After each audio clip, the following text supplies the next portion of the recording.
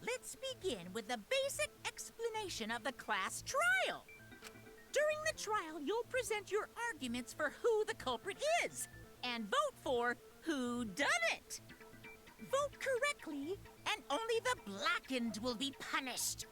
But if you, I'll punish everyone besides the blackened, and that person will graduate from this academy. Also, refusing to vote will result in your death. So you better vote for someone. Now, let's get this crazy, awesome... I think we all know who the most suspicious one is. It's... Let's combine our power and work together, everyone! The person who's most suspicious is...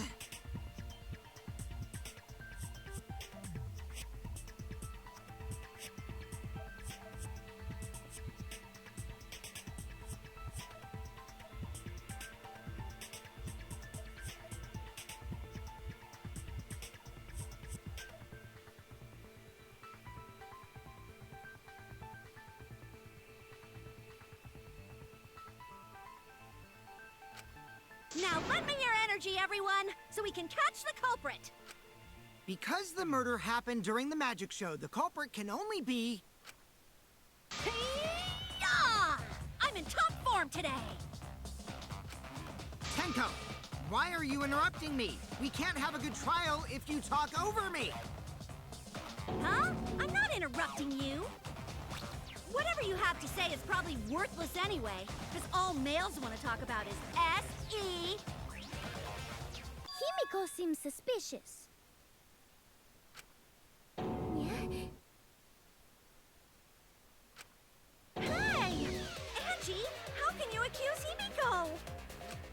Aren't you her friend? I'm just telling you what Atua is telling me.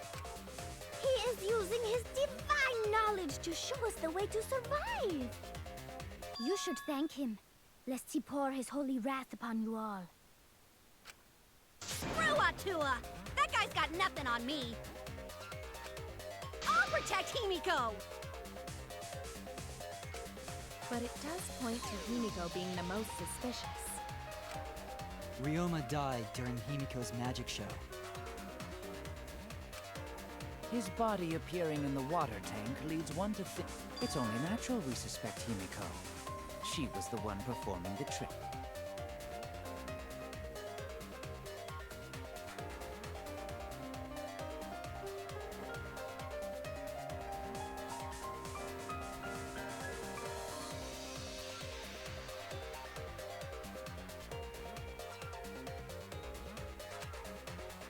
No, that's wrong.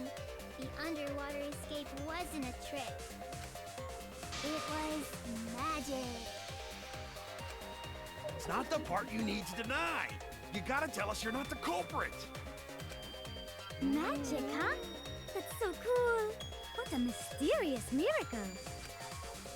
Now, did you kill Ryoma, Himiko? Atua will hear your confession. Stop it! There's no way any of that is true! It's true, though. Himiko used the underwater escape trick to kill Ryoma. But I still don't have a clue how Himiko did the trick. There's no trick. That really was magic. You know, maybe it really was magic. Please stop it. If you don't reveal your trick now, then we'll vote you as the culprit. Stop picking on Himiko!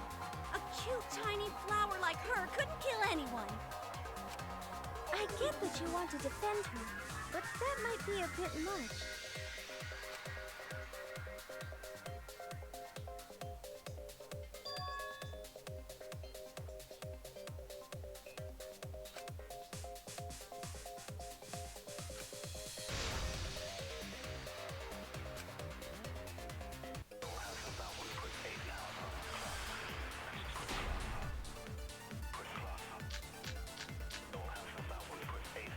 Atua has blessed me with an epiphany. The culprit used the underwater escape trick to pull off a sneaky switcheroo with Riona. After that, the time ran out. The tank above Rioma opened and piranhas came pouring out. Ah, and he was eaten alive! Eaten to bone by piranhas. Savage way to go. No, that's...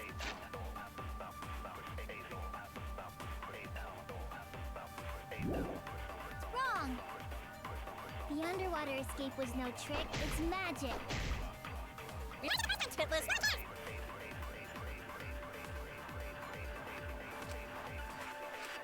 Atua has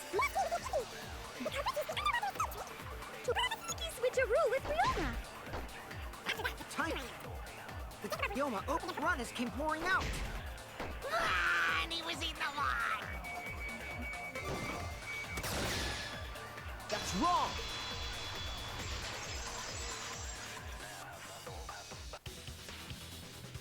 No, Ryoma's death was not. The Monokuma file indicates the cause of death is drowning. So it wasn't the piranhas then. He was drowned. Ooh, I see. I haven't checked the Monokuma file yet, so that's news to me. You lying little brat! Telling lies is what turns you into a degenerate male. So what? Ryoma drowned, Himiko changed places with him, and then the piranhas ate him, right? No, Himiko only had 60 seconds to escape from the tank. Even if they changed places at the start of the show, that's insufficient time to drown someone. If that is the case, then when did he drown?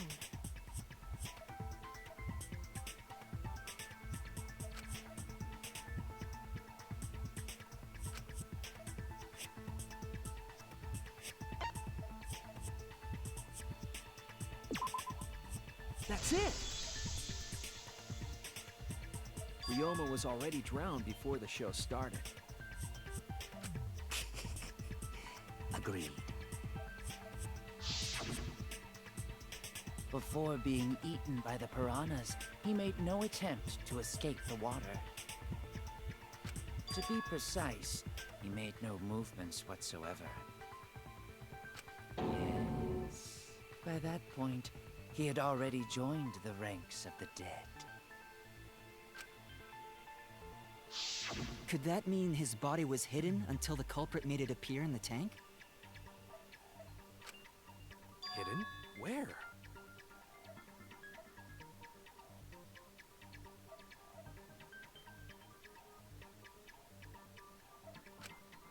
The culprit would have had to hide the body near the tank, and then show it during the act. Easier said than done. Is there a place on stage where the culprit could have hid the body? Oh, wait! Himiko should know since she performed the underwater escape. Himiko, why won't you just explain it to us? 'Cause it's magic. I know. Maybe it really was magic. Shut up.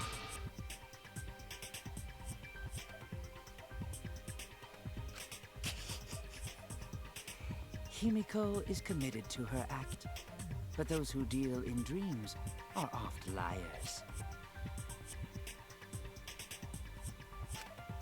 Why is everyone still picking on Himiko? You're all worse than a drunk dad's ramblings. We should let him vent.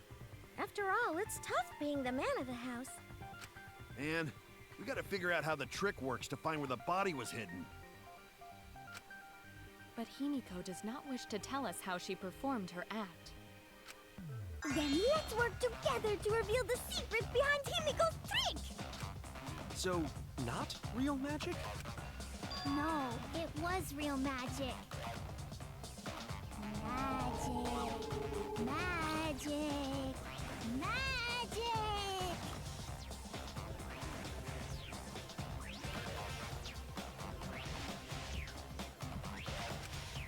Oh no! It's Himiko's curse! Her curses are really powerful! Aren't incantations usually more, complicated than that?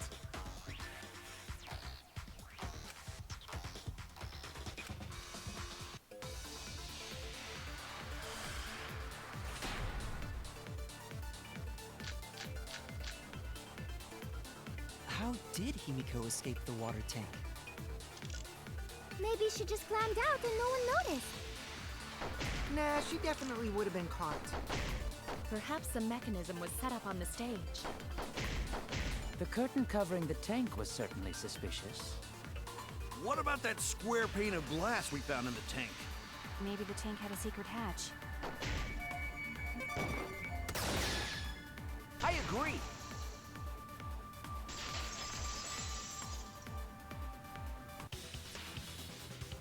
Maki is correct. There was an escape hatch on that tank. I see.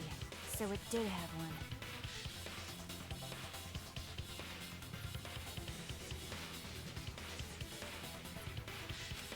That's right. I discovered a similar tank in Himiko's lab.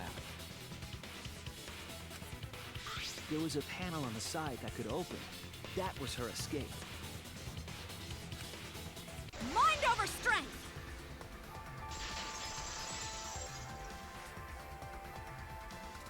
No! Your logic is all wrong, Shuichi. What do you mean? And you don't even know why you're wrong either. Typical degenerate male. I'll smash in your face with my fists of hot burning steel!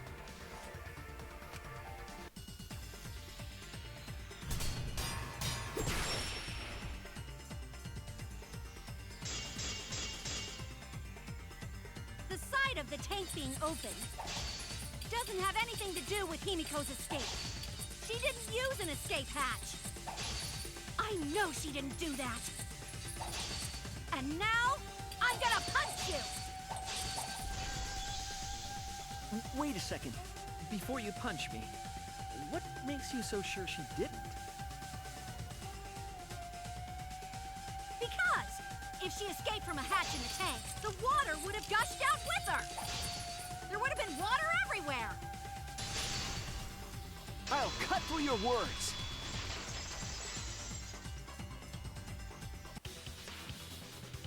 There was a reason the room wasn't flooded with water. The staircase that was attached to the water tank. Try to remember how the staircase was positioned. It was aligned perfectly with the tank's escape hatch. Meaning, the water tank was connected to the inside of the staircase. Inside staircase? His body was in stairs? Knowing that, it's clear how Himiko made her escape from underwater. There was a curtain covering the tank during the performance, allowing Himiko to enter the staircase from the hatch undetected. Any water that spilled out would have simply funneled into the staircase.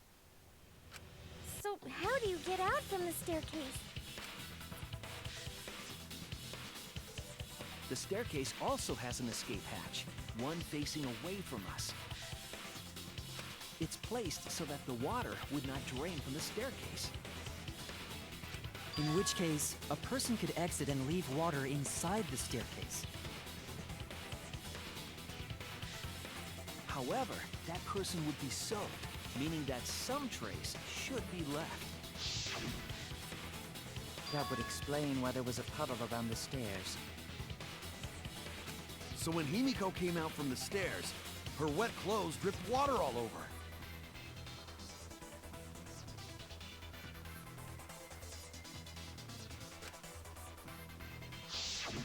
Ha ha, bitch! Caught you soaking wet and red-handed!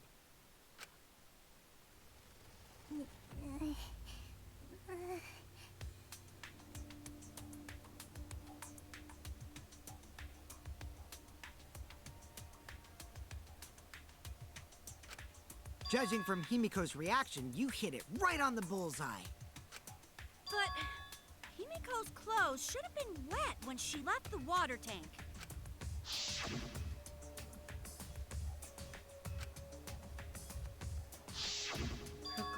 definitely not wet. Of course. That's because my underwater escape wasn't a trick. It was magic.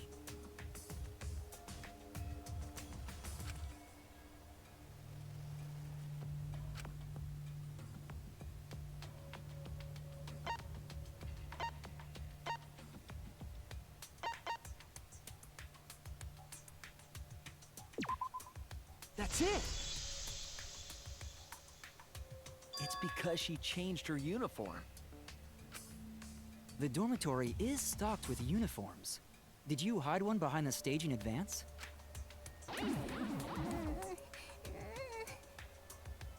remember seeing Himiko go to the gym this morning, carrying a uniform and a towel.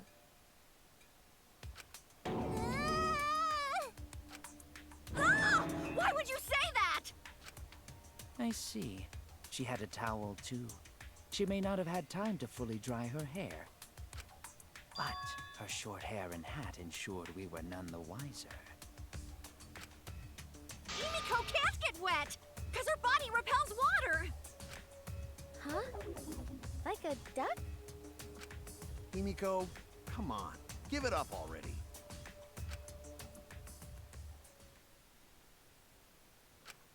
Fine. You win. It's just like you said. The water tank and staircase both have mechanisms. So I was correct. But that doesn't mean I used them. I didn't need them, because I used my magic. Again with the magic crap. Were you dropped on your head as a kid?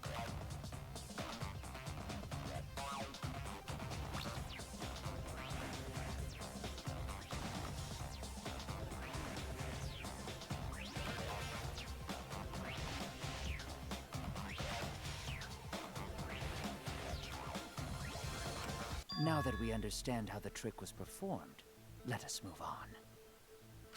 Yes, let us proceed. Where did the culprit hide Ryoma's body? From our discussion earlier, his body could have been in the space inside the staircase. But that's where Himiko would escape from, right? So Himiko went in the stairs with the body? What kind of kinky shit is she into? That seems unlikely. There isn't enough space for two people to fit in there. Yeah, the stairs are pretty cramped. It'd be hard to fit even Ryoma and Himiko in there. Who says they went in together? She could have made the switch as she was leaving the tank. At the same time, she could have pulled out the body from inside the stairs. That way, she'd have room to put herself in there. See how easy that is? I think that explains how Himiko changed places with Ryoma's body.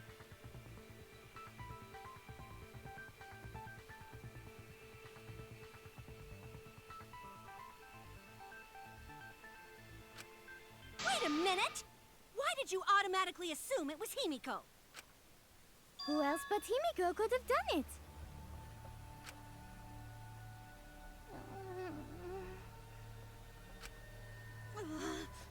Angie, you spent more time with Himiko than any of us, so why are you accusing her? You may think you're protecting Himiko, but what if she really is the culprit? We'll all die, and it will be all your fault. Atua will lose precious devotees. Are you okay with that, Tenko? I'm totally fine with that. I don't care what anyone says. Himiko would never murder someone. That's what I believe more than anything. I want to believe in her, no matter what. If I can't do that, then I'd rather just die. So until this body takes its final breath, I'm gonna keep believing in Himiko.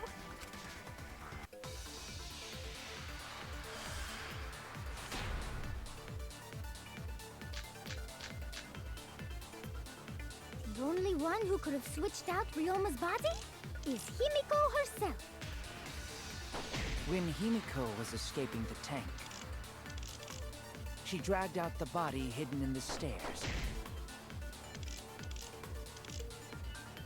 and simply switched places with it. Are you telling me you saw that happen? No one could have seen that. It would have occurred in the middle of the show, when the tank was covered with a curtain. So basically, no one saw anything. I didn't do it, I swear. Ryoma's corpse wasn't in the staircase. Quit lying, you donkey-lipped con artist! She's not lying! She's not a con artist, and she doesn't have donkey lips!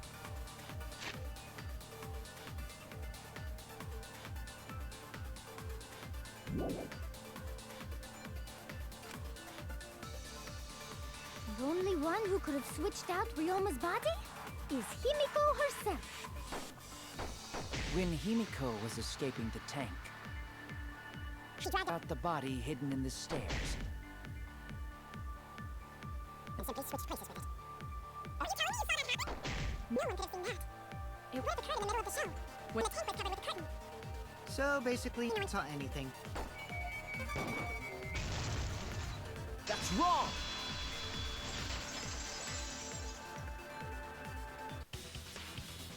Someone did see inside the tank. It was Gonta. Gonta had climbed onto the stage and was looking into the tank from above. Isn't that right, Gonta? Yeah, Gonta saw down into tank, but saw no one in there. No one was in there? Yeah, no one. Guess that clue no good, huh? No, that's actually a great clue. Because if Ryoma's body was hidden inside the staircase, Himiko would have had to pull him out before she went inside. There certainly wasn't enough room in the staircase for both of them. But that means, if the tank was empty when Gonta looked, Ryoma's body must not have been hidden in the staircase. What if they squeezed into that space with Ryoma's body to avoid getting caught? She had no need to worry about us witnessing her at that point, for the entire stage was hidden behind a curtain. To all but Gonta, anyway. Then the culprit never would have considered hiding inside the staircase with the body. Entering the staircase after moving the body is much faster, and seems more rational too. Then Ryoma's body wasn't hidden in the stairs? Someone better say where the fucking body was hidden, or I'm gonna start cutting throats!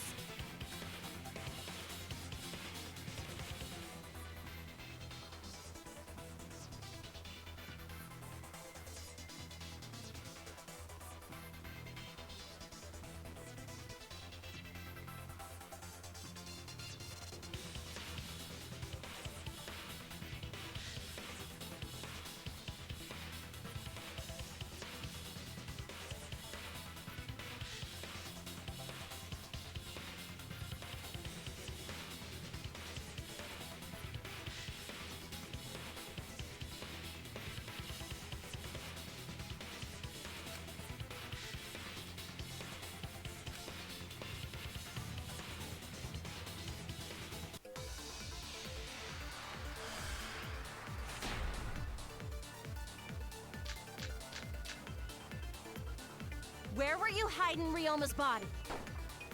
It wasn't really in the stairs, was it? After all, there was only enough space for Himiko. Well, how about behind the curtain? If there was a way to enter the tank from there, then it would be plausible. Or maybe the body was in the tank all along, but we just couldn't see it. Impossible. You'd need top-notch visual effects to pull that off.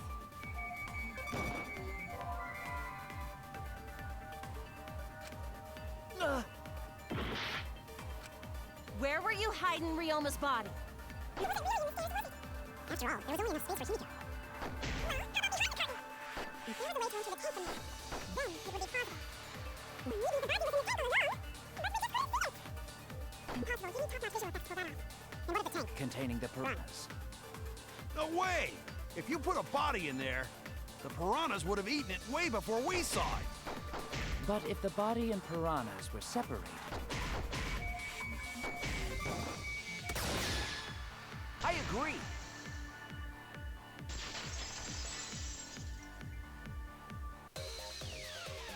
Keel's hypothesis is correct. The body and the piranhas were separated.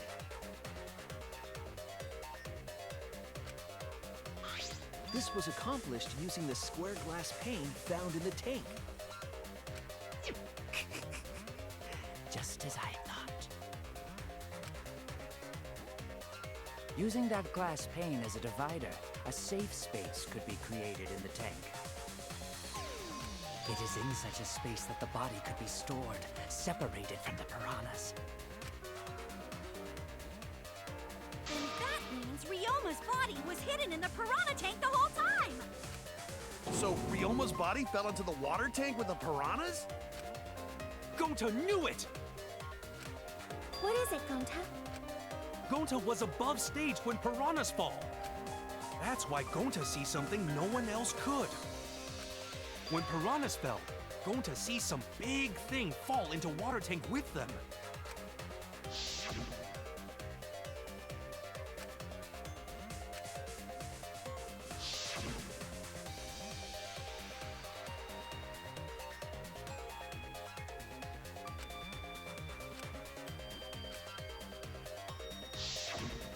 No, now that Gonta think about it, Gonta maybe see Ryoma's body.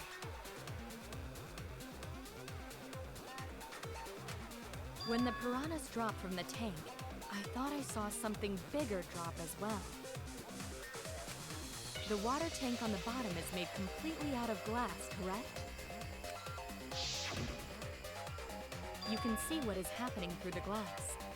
Can you really... Even in murky water, a dead body would still be visible in a glass tank. Unless a certain something was used to obscure the body. A certain something? We all agree that the glass pane was used to separate the body from the piranhas, correct?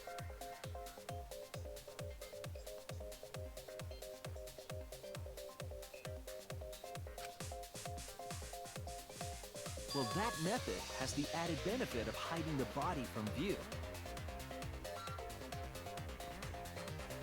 Hmm? How could you hide a body like that?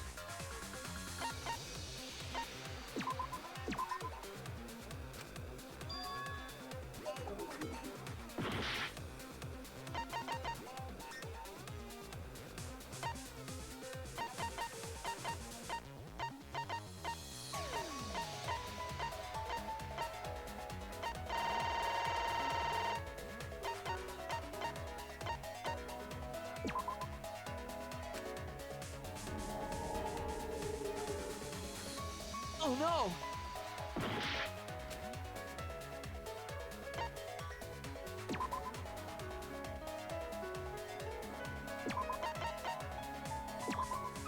This is it!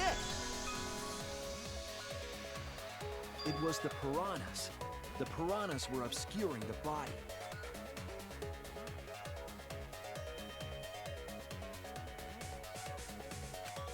Huh? The piranhas? That's right. Remember what Angie said during the investigation?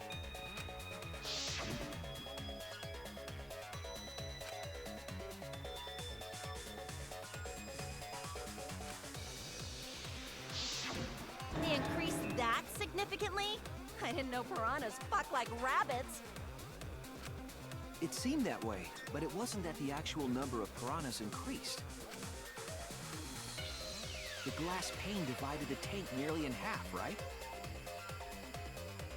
The piranhas got crowded together, making it look like there were more of them. The more densely the piranhas are packed, the harder it is to see past them. Because of that, it was difficult to see the body hidden in the tank. That glass pane was the lid from the piranha tomb.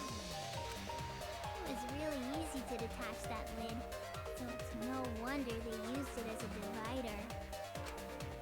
Gee, thanks for telling us that useless detail. What the heck are you saying? That detail was super useful! Sure, the lid looks a little big, but if you set it diagonally, it would fit perfectly. Nice job, Himiko! Your explanation was awesome! This much evidence? It seems like the body was definitely in the piranha tank. Congrats, Himiko! Now there should be no reason for anyone to suspect you. Really? Yeah, because if you didn't switch places with the body, then you couldn't have killed him. It only means we now have other suspects. You are not cleared of suspicion just yet. Okay, but still, that's way better! That's wonderful news, Himiko! Atua is happy for you. Apologize, Angie! You and your Atua better tell Himiko you're sorry right now! Atua is sleeping. He went to bed angry because you all doubted him. What a petty-ass god! No, it's okay. We shouldn't be mad at Angie. We should be mad at this class trial, at this killing game. Oh, Himiko! Bless your sweet, kind heart. That's what Atua said anyway. What? It's too bad that the handsome god went to bed angry, though. Himiko's still brainwashed! But I'm not giving up just yet. This is gonna be a breeze. Great, now what are we gonna do? We're back to square one. And why are we back to square one? Because any of us could still be the culprit. Jeez! You flunked out of Tard School or something? Nuh-uh. Not everyone. We can narrow it down to whoever doesn't have an alibi yet. Eh? What alibi? I guess I should have known a dumb whore pig like you wouldn't understand. So let me explain. Who you calling a dumb pig? If there's this much evidence, then there's no mistake the body was hidden in the piranha tank. But for someone to plant the body in there with such limited time is pretty tricky.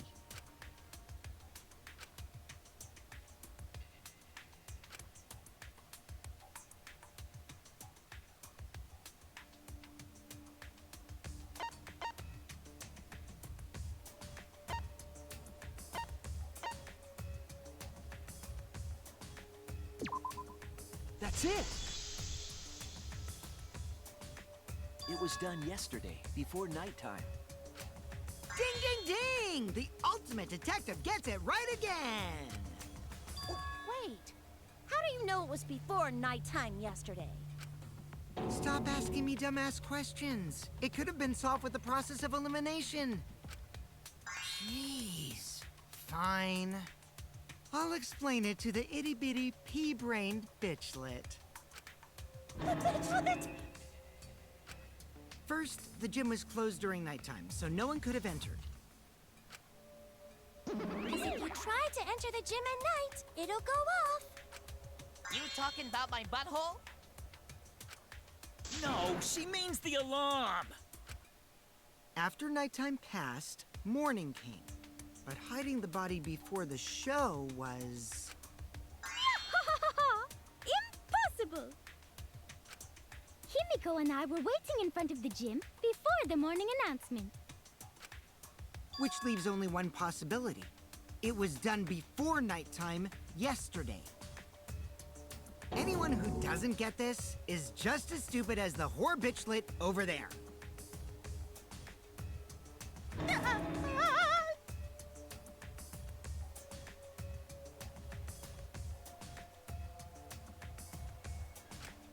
So the culprit placed Ryoma's corpse in the piranha tank before nighttime yesterday? Which means he was also killed during that time frame.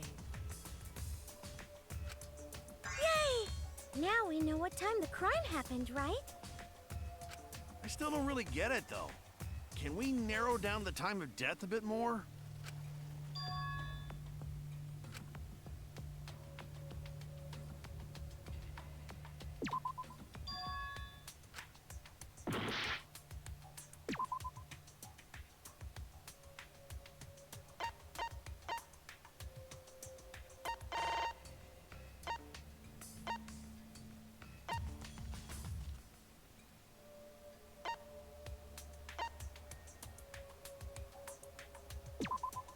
This is it! If we can find out who last saw Ryoma alive, we can narrow down the time of death. Kirumi, you were asking everyone when they had last seen him, right? Yes, Gonta was the last person who saw Ryoma. What? Really? And when was the last time Gonta saw Ryoma? When Gonta was inviting everyone to insect meet and greet, so... Gonta think that was maybe 8 p.m.? If he was last seen at 8 p.m. and was killed before nighttime officially began... Then we can assume the crime took place between 8 o'clock and 10 o'clock at night. So all we must do is find someone with no alibi for that time period, yes? Simple enough. After all, most of us were detained by Gonta then. If I recall correctly, That would be the four of us. Myself, Kaito, you, and also Maki. Well, Kirumi, you would tell the truth, even if it screwed you over. I do this for everyone. It is my duty to unveil the truth, so I do not care if people suspect me. Ah, beautiful! Your spirit of self-sacrifice is just too beautiful! I will also say this. The crime took place between 8 and 10 o'clock at night, and I was at the gym during that time. But I was only there for about 5 minutes. Why would you even say that, though? You're tying a noose around your neck, you know. I don't care if it was 5 seconds. It's way too suspicious that you were alone in the gym. I think the cleaning lady here is the culprit. You killed Ryoma, didn't you? It's too soon to tell. We should hear what everyone has to say, right?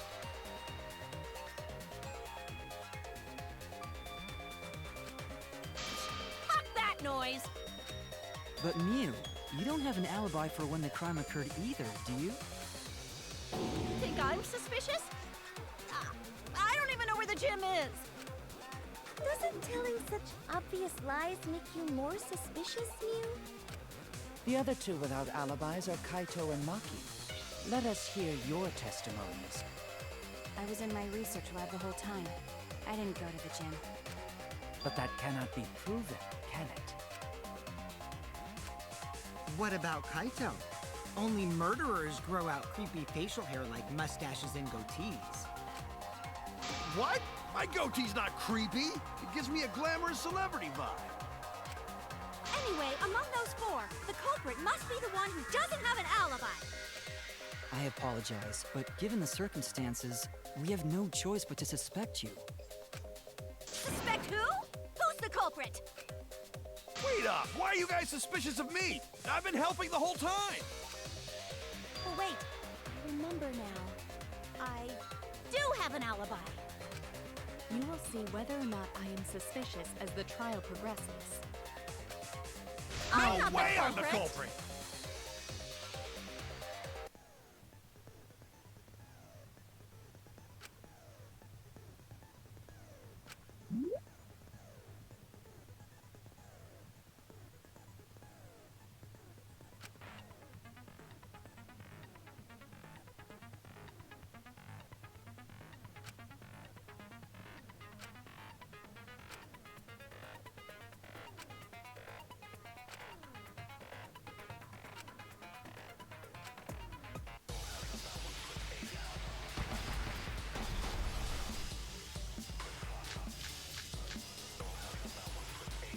I was running away from Gonta! What is your alibi? Tried hiding in the classroom. When I was running from I even tried hiding in the girls' bathroom. Things got a little heated if you catch my drift. Nothing else perfect! What's Monkey's alibi? Then right before nighttime, I got tired and fell asleep. Did you really leave the gym at 9 p.m.? Are you sure you did not stay at the gym? No, in my own room. Jeez.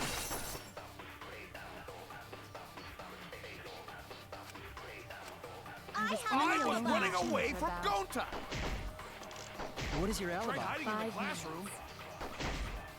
When I was running from I even tried hiding in the girls' bathroom.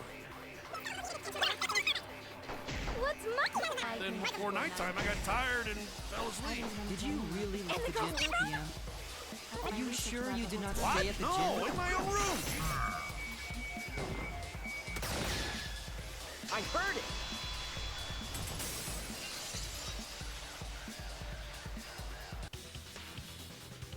No, I think Hirumi is telling the truth.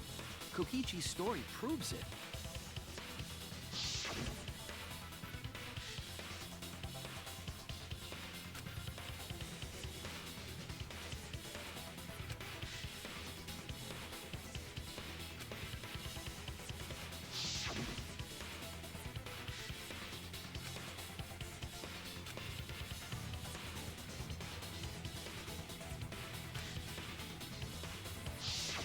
Kokichi met Hirumi at 9 p.m., and they were together until...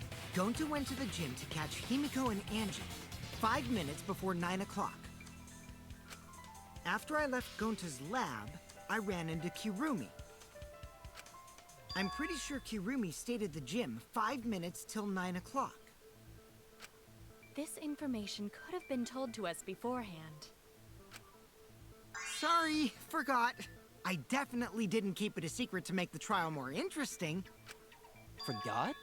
It seems far more plausible that you were telling another lie. Unlike robots, we meatbags can't pull out our memories from our hard drive. Was that supposed to offend me? Your irrationality fills me with pity. If I am the culprit, that would mean I killed Ryoma within 5 minutes, transported him to the gym, and hid him in the piranha tank. This seems highly unlikely. If you called Ryoma out to the gym and killed him there, you wouldn't need to move him. All you would have to do is hide him in the piranha tank. Gonta was in the midst of heading to the gym to capture Angie. Are you claiming I took advantage of that and called Ryoma for a rendezvous? That'd be pretty difficult. We should probably look at other possibilities. Maybe someone snuck into the gym while Kirumi and I were busy talking. The only ones capable of that are the other three with no alibis. Mew, Kaito, and Maki! Ah! You're including me, too? But there's actually one person we can rule out of the suspects list. Right? There's one person who's totally not suspicious. Say who it is already.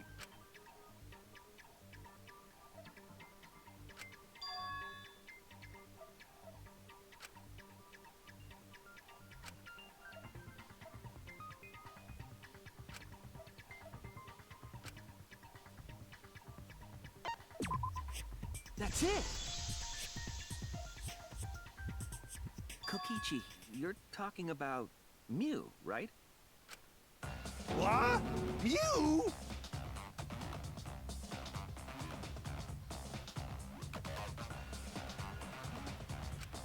Yeah, you can take her off the list. She actually has an alibi. Booyah! Suck it, nerds! Wait a sec. Since when does she have an alibi?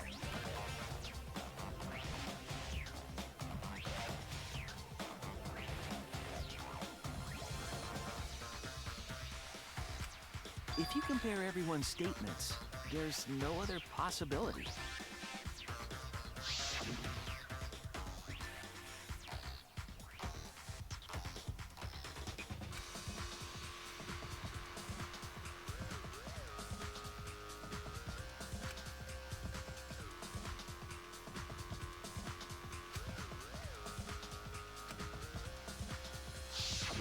A girl walking around half naked?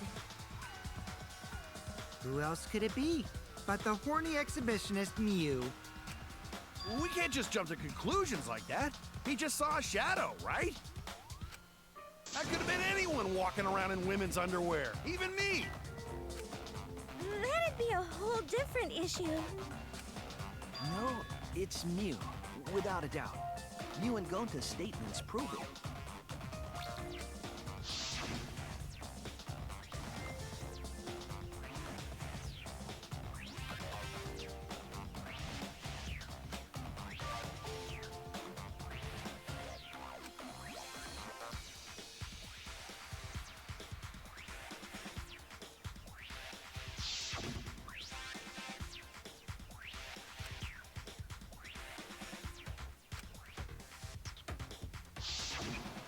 I see.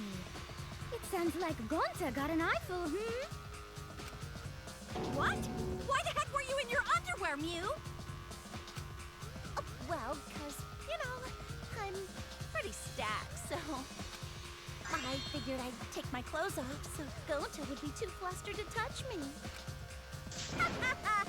That's my story, and I'm sticking to it, you cockroaches! Anyway, I think the blood rushed to both of Gonta's heads because he got super embarrassed.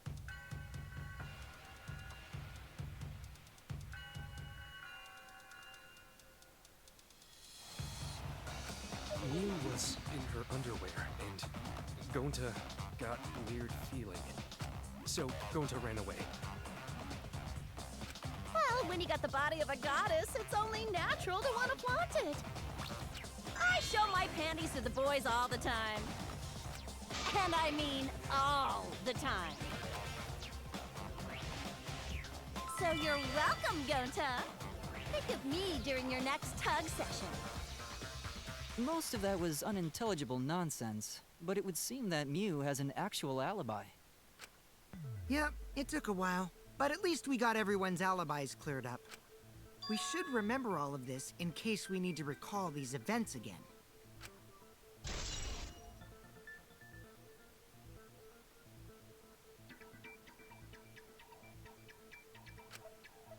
That leaves Kaito and Maki as the only one.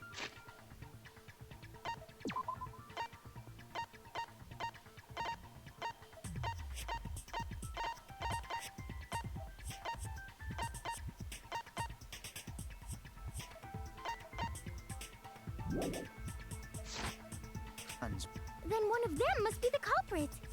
But which one, I wonder?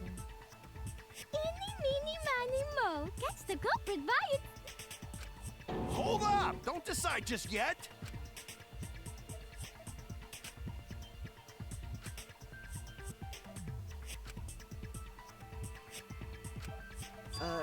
Maybe we should determine the sequence of events. The culprit No, we should do something more fun. And I have the perfect idea. We narrowed it down to 2 people, and one of those 2 is the culprit, right? Since we don't have to randomly accuse each other, finding the truth just got much easier. So let's find the truth with a more effective method. And what is this effective method? If one of them is the culprit, then the innocent one should know who the guilty one is. Yeah? Because if you know you're not the culprit, then you can just accuse the other person. Yes, that is true. Which means there is one person among us who definitely knows who the culprit is. To that someone who knows, do your best to convince us. Work harder. Work harder? Have the 2 argue for their innocence. That's how we'll decide our culprit. Even if we did that, wouldn't they just pass the blame back and forth? And... Huh? You guys talk about cooperation and teamwork, but you're all afraid. You're too scared to point your fingers at others, so you hide behind the word trust. How do you expect to find the culprit when you're all worried about each other's feelings? If you're planning to expose a liar, then you have to corner them psychologically. Only then will they reveal their true self as a liar, hiding beneath a layer of deceit! If we want to find the liar, I suggest that the two suspects argue against each other. No more pointless deductions. All we need is for them to fight for their lives. So let's host an argument that's totally not boring but super fun! We'll catch the culprit in their lies when we find a contradiction. We'll scare the culprit until they screw up! That's how a true class trial works. Right, Monokuma? A development like that would liven things up a bit.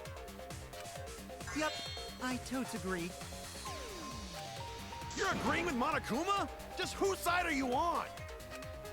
I'm on your side. I don't want to die either, you know. That's why we need to take this seriously. Hot debate. And how do you expect us to start this? If you guys need some help getting started, I can give out the first topic. Our first topic is this! Ta-da! The cups pad. Not just any cups pad, but the one given to our latest victim, Ryoma. When we started investigating, I went straight to his room to borrow it. So it wasn't the culprit who took the video from his room. It was you. And the reason why I brought it out just for this occasion is because one of these two had Ryoma's motive video. Dun dun dun! One of these two had it?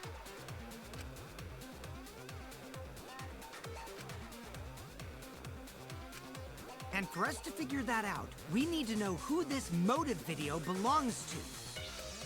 Take a guess, everyone! Whose motive video did Ryoma have?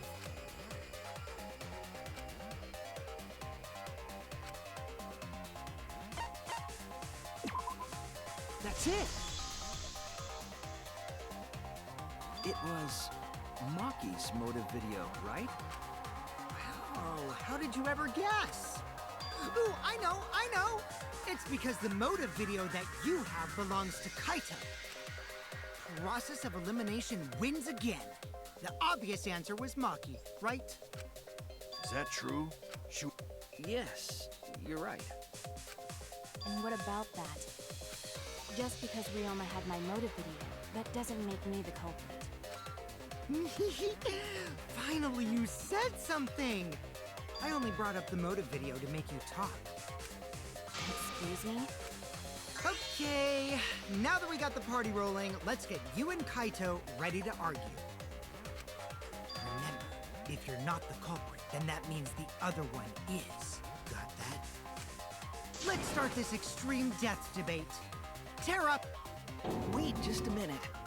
What are you trying to... Quit screwing around! We don't need to debate who's a culprit! I'm not the culprit! That's for sure. Which means... Kaito, wait. Maybe Kokichi is wrong. Maybe he... Maki isn't a culprit either!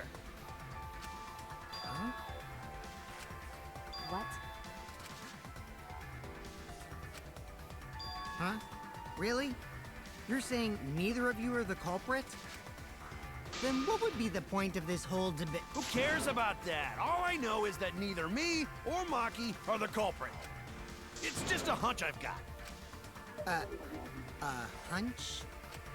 Are you being serious? You do know all our lives are on the line here, right? And you're betting our lives on just a hunch? You don't get it. This isn't just any hunch. This is an official hunch from the Kaito Momota, luminary of the stars. What? How illogical. This is even more difficult to comprehend than Kokichi's antics. You're totally not serious. You can't be that stupid, right? No, he might actually be that stupid. Damn idiot! Otoa-dan's idiot! Hey, don't call me an idiot! Anyway, me and Maki aren't the culprit. There's no doubt about it. You what? You believe in her? But based on what? Huh? I don't gotta base it on anything. No matter where the clues point. In the end, the only thing that matters is what I believe, right? Whether I believe or not. Whether I want to believe or not. That's the only thing that matters. So, you do not have any evidence? Only baseless conjecture. But I totally get where he's coming from. Because I want to believe in Himiko, too. Wanting to believe in someone is a beautiful act, yes. However, it is a sentiment that has no place in a class trial. He's an idiot after all. It's okay to be idiot, as long as you believe in people. Guys, I said don't call me an idiot. It really hurts my feelings.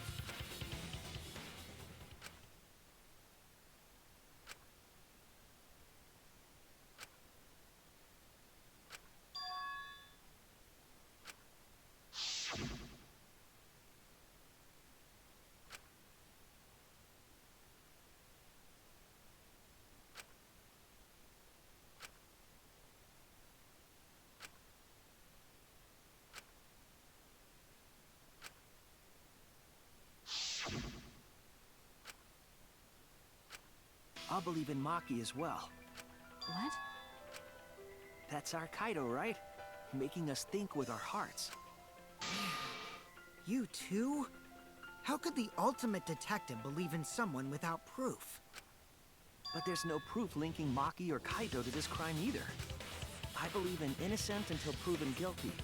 For now, they are innocent. Right on, Shuichi. I knew I picked a good sidekick. And by the way, I might be the ultimate detective, but I'm in training. I told you that, didn't I? I'm just an apprentice, not a real detective. How do you plan to get closer to the truth without suspecting either of them? Unless you have evidence to the contrary, these two will remain suspects. So I just have to turn it around, right? Huh? It's not like I owe that idiot a favor or anything just because he defended me. But that hopeless idiot may have encouraged me a bit. Seriously, enough's enough! Stop calling me an idiot! What are you trying to say, Maki? I didn't want to say anything, but I can't stay silent forever. So I'll tell you. Oh? Tell us what? I met up with Ryoma during nighttime yesterday. Ryoma? At nighttime? So Ryoma was still alive at nighttime? I thought the crime took place between 8 and 10 o'clock at night. That's wrong, because I met up with Ryoma during nighttime. If that's true, then we have no basis for suspecting only Kaito and Maki. That's right. Everyone suspected them, because they have alibis for those times. That means me and Maki aren't suspects anymore. Quit fucking around! You think I'm dumb enough to swallow that line of crap? Yes, this seems too convenient. But why did Maki wait until now to mention that? It's totally obvious!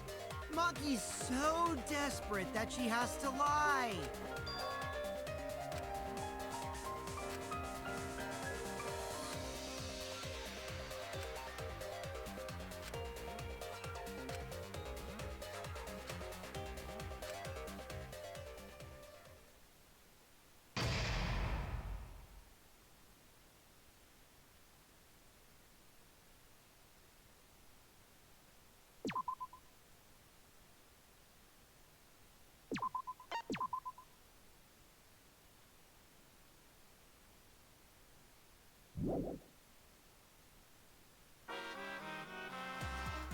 Now then.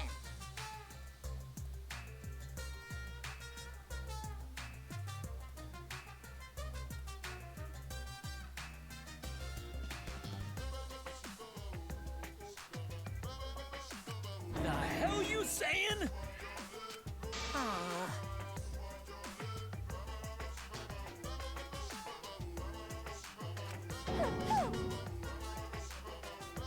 Uh-oh. Yeah. Now then. The hell you saying?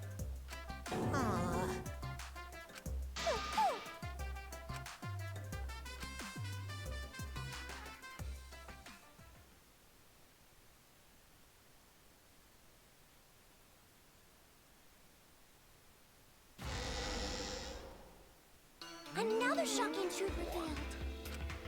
Back to square one. Square one? If square one, they wouldn't have got eaten by the competition. After that terrible movie, they had no other choice. Wow! What does that mean? It means he doesn't want to get involved in another.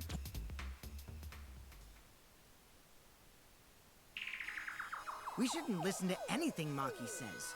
She's just gonna throw out more lies. But if we don't ask her for more details, how will we know for I told you already, we don't need to. I hate liars. Liar, liar, pants on fire. More one to talk? Maki, just ignore that lying little degenerate. We'll listen to what you have to say. It must have been a little after midnight last night. He visited me at my research lab. He wanted me to show him the motive video that I received. Motive video? If Ryoma came to ask about that, does that mean you had his motive video?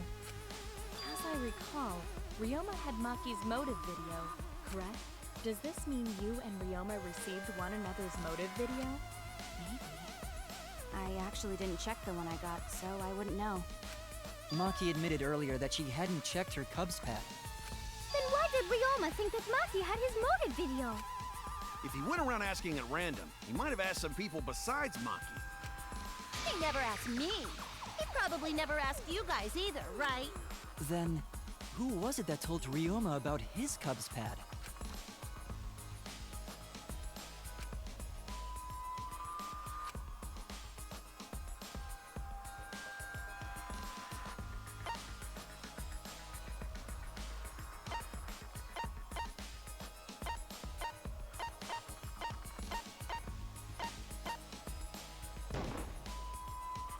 It's you!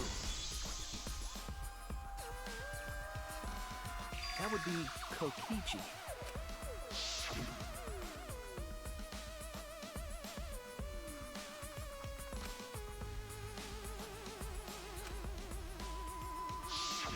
So, you saw the motive videos. Did you tell Ryoma that Maki had his? When males get this quiet, they're either caught in a lie or thinking dirty thoughts.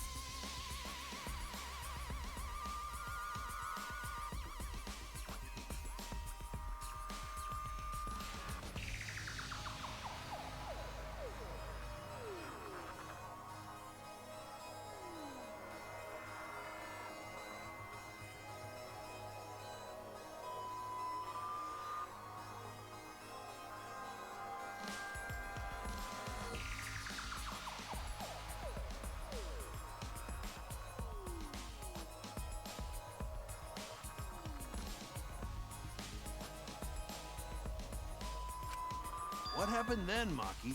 After Ryoma... I told Ryoma just to take it from my room. I keep my room unlocked. Wow, Maki, that's super careless. Aren't you scared someone might kill you in your sleep? And then what happened? I don't know what happened after that. I'm not even sure if he saw his motive video. When he asked me, he said that he would show me my motive video in return. But I wasn't interested, so I declined. And that's pretty much it. So you don't even know if Ryoma saw his motive video? What a bunch of crap. If Maki met with Ryoma at nighttime, that proves he was still alive then. Which means, even though we don't have alibis from 8 to 10, Maki and me aren't suspects. If that story is true. It's true. Then why did you wait until now to bring that up? I didn't say anything until now because I wasn't in the mood to be suspected. Suspected? What for? Kirumi said it earlier. It seems that Ryoma and I had each other's motive videos. That's pretty fishy, right? So I didn't want to mention it to avoid suspicion. You didn't say anything because you weren't in the mood?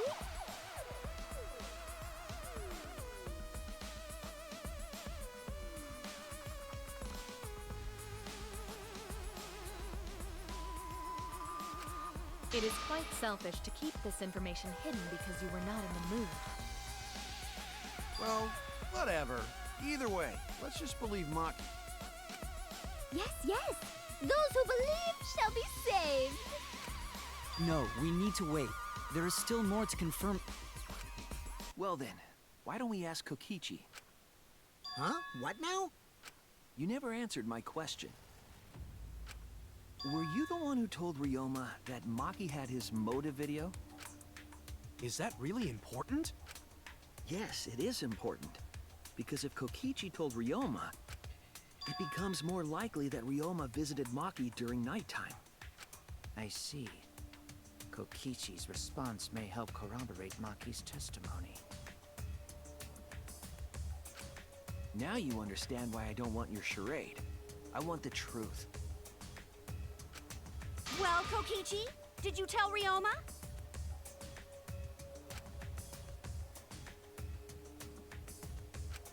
You said it earlier. I don't want to die, right? If you really don't want to die, then you better tell us the truth. Here comes the dramatic turnabout. Now I'm the one pressured by Maki. Okay, it's true. I told Ryoma. Just as I thought. But that's not a bad thing, right? He wanted to know, so I told him. Have you seen everyone's motive video?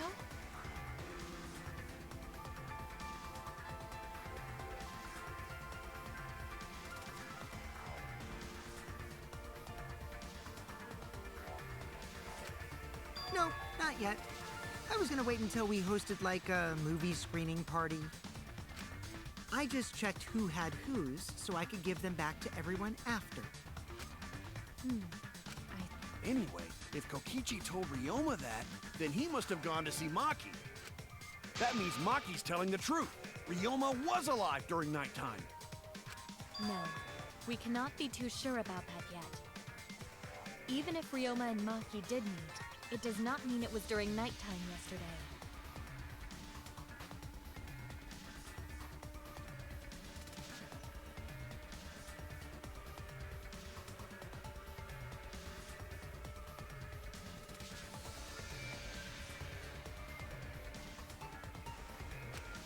So you still suspect me? I am saying it could still be a possibility. If there is still a small chance of you being the culprit, then I cannot trust you entirely. Because everyone's lives are at stake. Then which is it? A lie or not lie? She's not lying. Can't you tell just by looking at her? If it was that easy, we'd be done by now. No, this is a world of lies and betrayal. Himiko! It breaks my heart to hear you say depressing things! I find Maki's testimony suspicious. It's far too convenient for her. This is difficult to determine. Maki is lying. Like I said before, a liar like me knows their own kind. I'm not lying. I did meet up with Ryoma during nighttime. I'm telling the truth.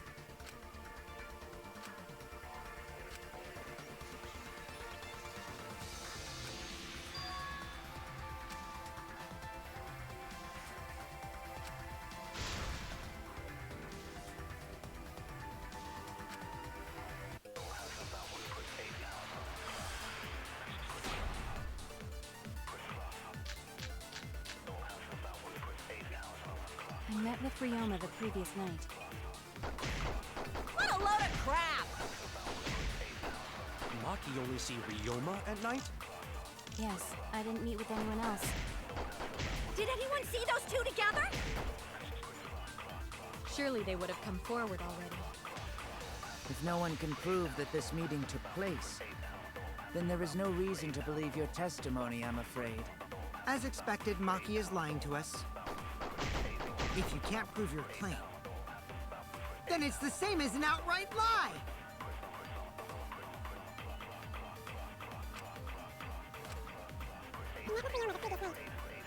Load of crap! Maki only see Ryoma. Yes, I didn't meet with anyone else. Did anyone see those two together?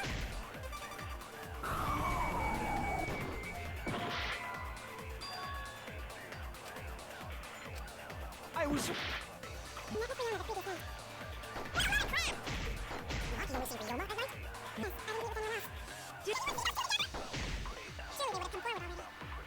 If no one can prove that... I'll reveal the truth. I might not be able to prove they met, but I can prove Maki wasn't alone. Oh, please explain.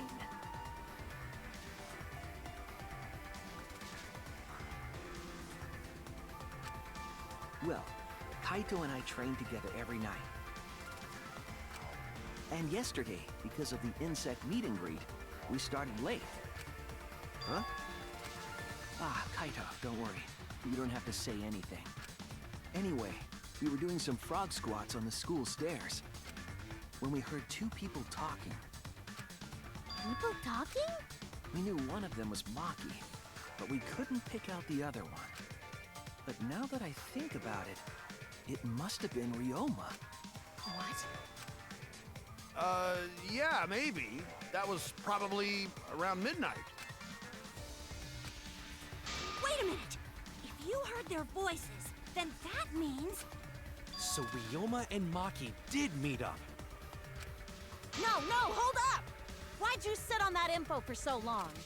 Because until just now, I didn't think it was relevant. I had no reason to bring it up. Now. We don't know if Maki was really talking to Ryoma, right?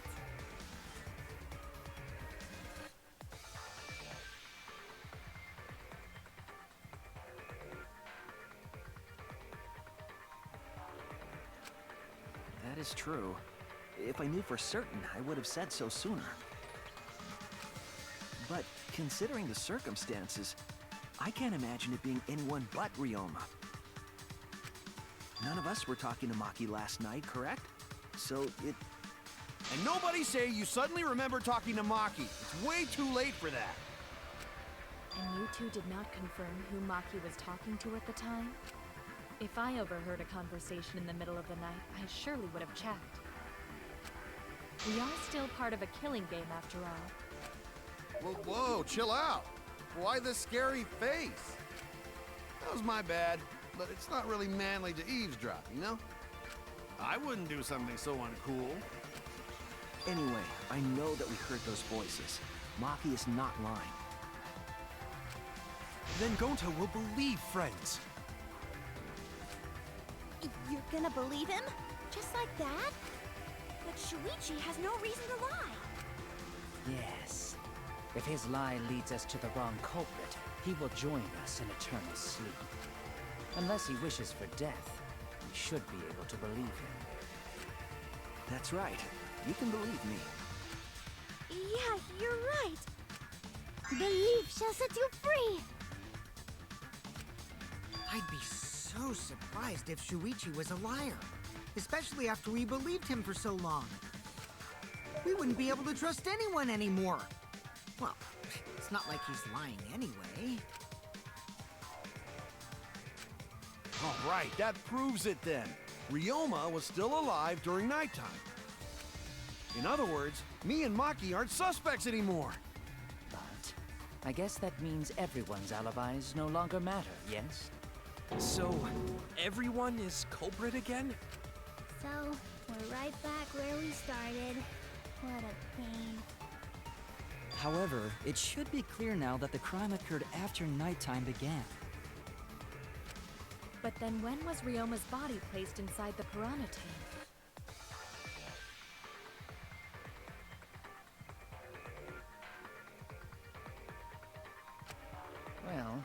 The gym... That's not possible. Himiko and I were at the gym, remember? So did we fuck up by thinking the body got stuffed into the piranha tank? I don't think so. We have evidence to prove that's what happened. Then when did the culprit throw the body into the piranha tank?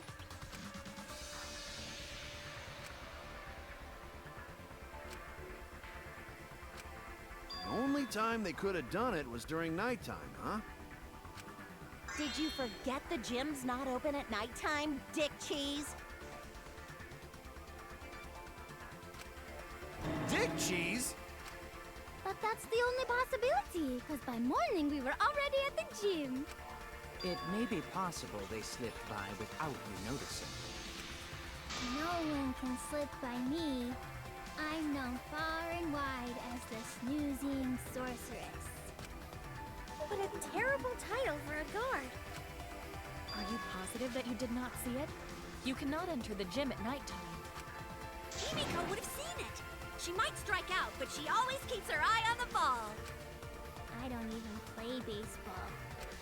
But we can't disobey school rules, right? The body was probably moved in the morning. Calm down, everyone. Going to sure if we discuss disagreement. I see through your arguments. Disagreement?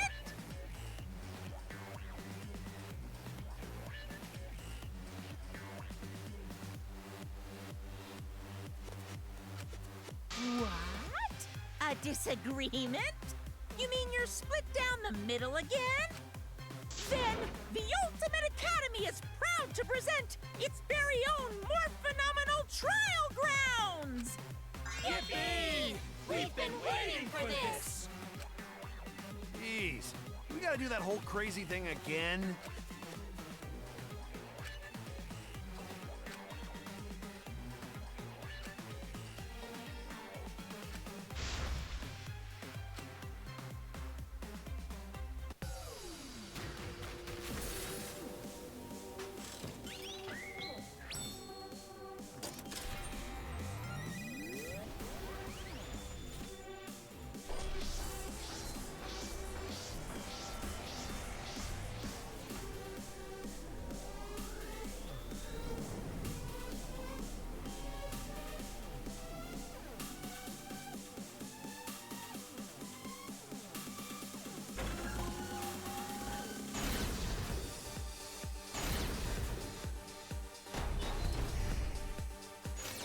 Did the culprit move the body just before the morning announcement?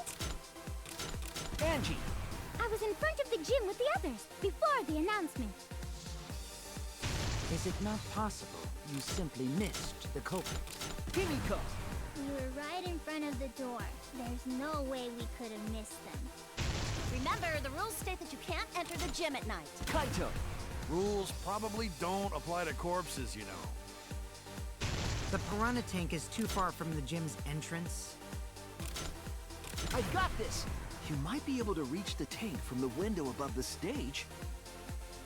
But pool next to gym also off limits at night. Maki! Entering the pool at night's what's off limits, not the pool area itself.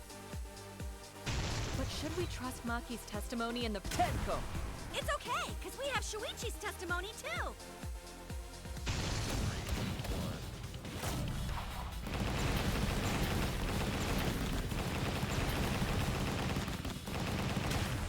This is our answer.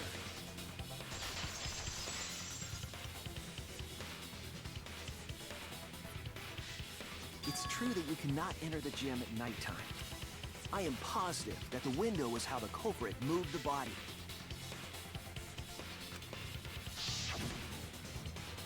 That window's higher than the piranha tank, and it's pretty close by.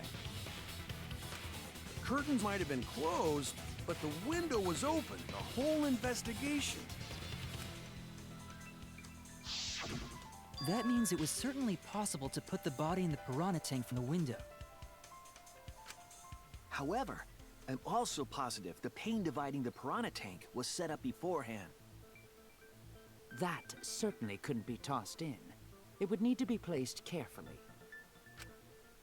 Even if the culprit were to throw the body from outside the window, The window is far too high. It cannot be reached from the floor. Ryoma was small. Gonta could have chucked him easy.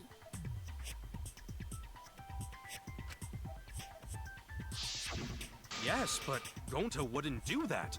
Gentlemen not chuck dead bodies. Being a gentleman has nothing to do with it. I know! They used the ladder in the gym!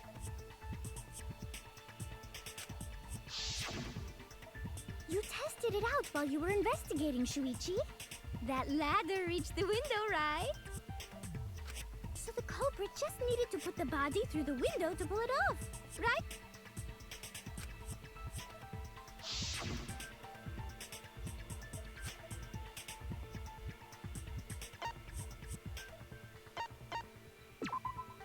That's it! The only reason the ladder reached the window was because it was on the stage. If you used the ladder on the pool side, it would not quite make it. The ladder could barely reach the window when it was on the stage.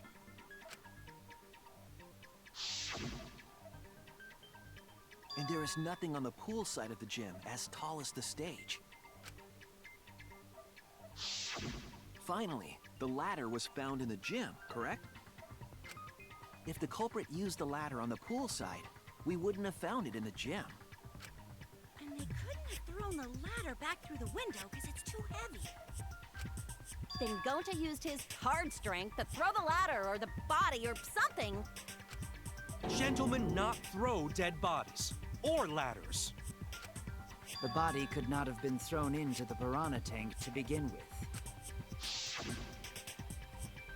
It would need to be placed carefully to prevent the glass pane from shifting. Got it, Musclehead? Even if we injected tons of steroids into you, it'd be impossible! Sorry, you're right. You didn't need to apologize, Gonta. How the culprit moved the body from the window. Ha! You guys don't even know that? What a bunch of dimwits. Do you have the answer then? But of course. Tell him, Shuichi.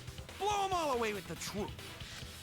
I actually don't know that yet. What? The culprit definitely moved the body through the window, but I don't know how. Seriously? Serves you right. You just made a fool out of yourself after acting all high and mighty. Kids just need to shut up and take their licks. What are we gonna do, Shuichi? We gotta figure this out or we're done for. Hey, you gotta do something, Shuichi! I know.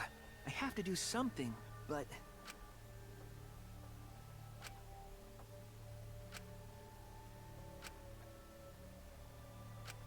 I don't think it really matters how the body got into the piranha tank. Gonta thinks it matter. We won't know culprit's trick unless we figure out... We're getting sidetracked. It doesn't matter how it was done, just who did it. We shouldn't focus on where we found the body. Instead, we need to focus on where he was killed. Where he was killed? Wouldn't it be more efficient if we focused on the murder scene instead? Yes, that's it. We were so caught up in where the body was found, when we should have been thinking about where the murder occurred. The murder scene would definitely have more clues about the culprit. Why didn't anyone realize this yet? That's strange.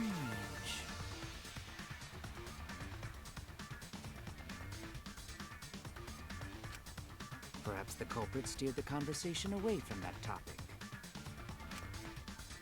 Then, culprit is someone in this room.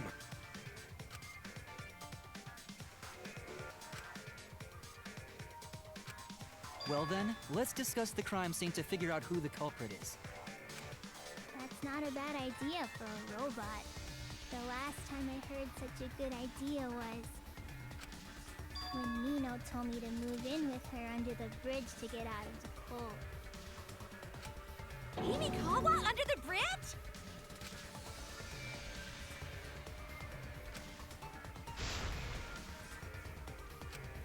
Thank you, Maki. That was a helpful insight.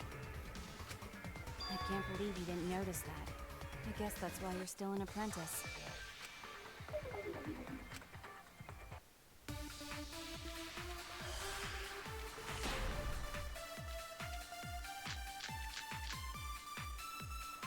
First, let's establish the crime scene. Wasn't it the dorm room? Ryoma was relaxing in his room when he got attacked. But the cause of death was drowning. There is nothing in his room that could collect enough water. He's got a toilet, doesn't he? Drowning toilets? Impossible! We should consider places where water is stored. The only place that fits is the pool. Even if you use magic, there's no other way. Well, it must be the pool then. Nah, that little turd drowned in the toilet. Shut your mouth, you noisy sow. Ah, Sal! First, let's establish the crime scene. But the cause of death was drowning. There's nothing in his room that could collect enough water. It's impossible! We should consider places where water is stored. The only place that fits. That's wrong!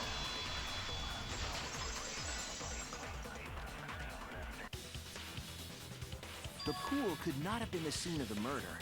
Ryoma was killed at nighttime.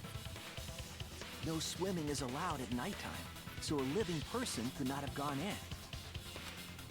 A dead body is fine because it's just an object. But if a living person entered the pool, I think I might cry. Cry as loud as you want. I'll cry with you. We can spend the night together crying. In the morning after, I'll write goodbye on your mirror in lipstick before I quietly leave. Only after you leave do I realize how much you really mean to me. Quit being so gloomy. This is the year of the Jets. Fuck the Patriots! Anyway, we can conclude it's impossible. Where was Ryoma killed if not pool? Is there other place where water can be stored?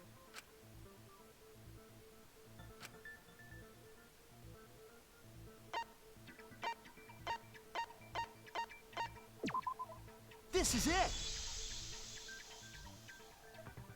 The sink in Ryoma's lab. There were distinct scratch marks on it. Scratch marks on the sink?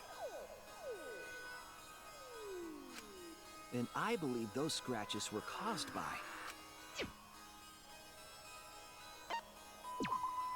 This is it! The handcuffs. They were scratched as well, correct? Oh yeah, sort of looked like they'd been scraped against something. There's also the fact that the handcuffs were from Ryoma's lab. The marks in the sink came from the handcuffs in the same room.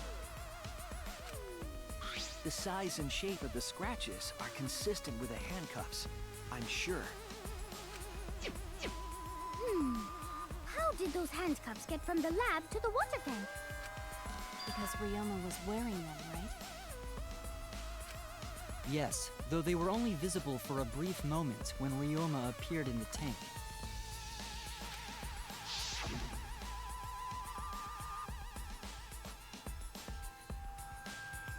I am certain he was wearing the handcuffs at the time.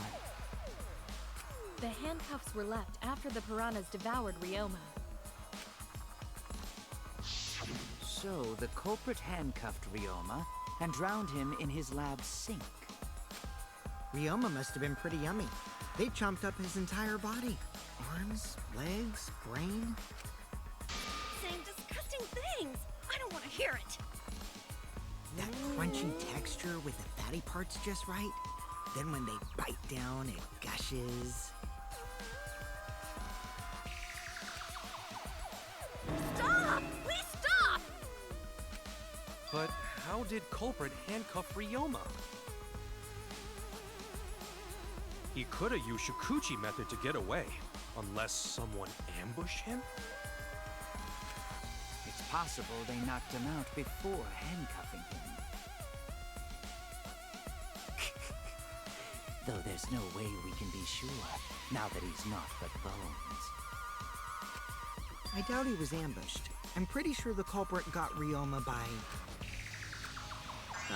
whoops. Don't pay attention to little old me. I'm just talking to myself. When you talk to yourself, pretend you're eating and chew with your mouth closed. Otherwise, you'll get a mouthful of peanut butter squid. It's so disgusting you'll laugh.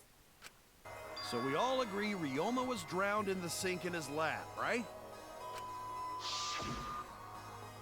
That sink could have held enough water to do it for sure. All right, I'm calling it. The crime scene is Ryoma's fucking research lab.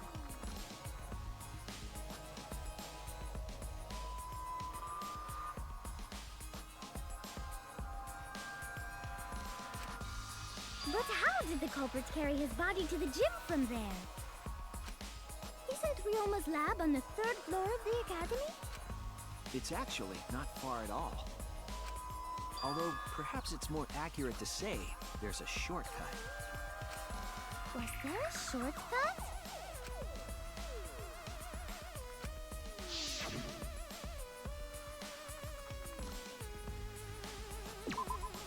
There! The shortcut is the window in Ryoma's lab. The window? That's right. None of the windows in this school open. Except the one in Ryoma's lab. And on top of that, the window faced the pool. You could see the gym straight across. Do you think the culprit dropped Ryoma's body into the pool area from the lab window? Then they could have thrown the body into the piranha tank through the gym window.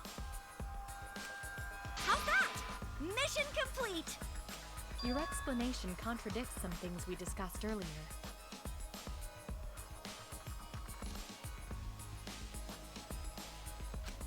The gym window was too high to reach from the poolside, even if one used the ladder. That's right!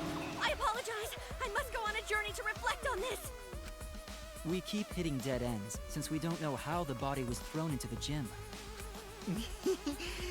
Well, that didn't really give us any info about the crime.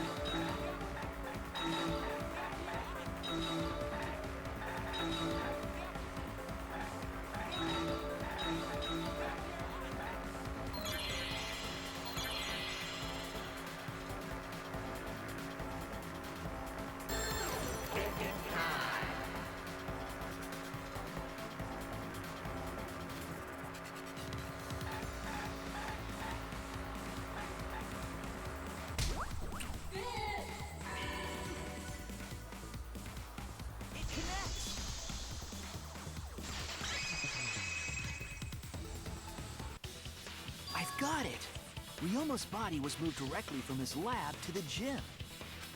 Directly? Don't tell me they threw the body from window to window.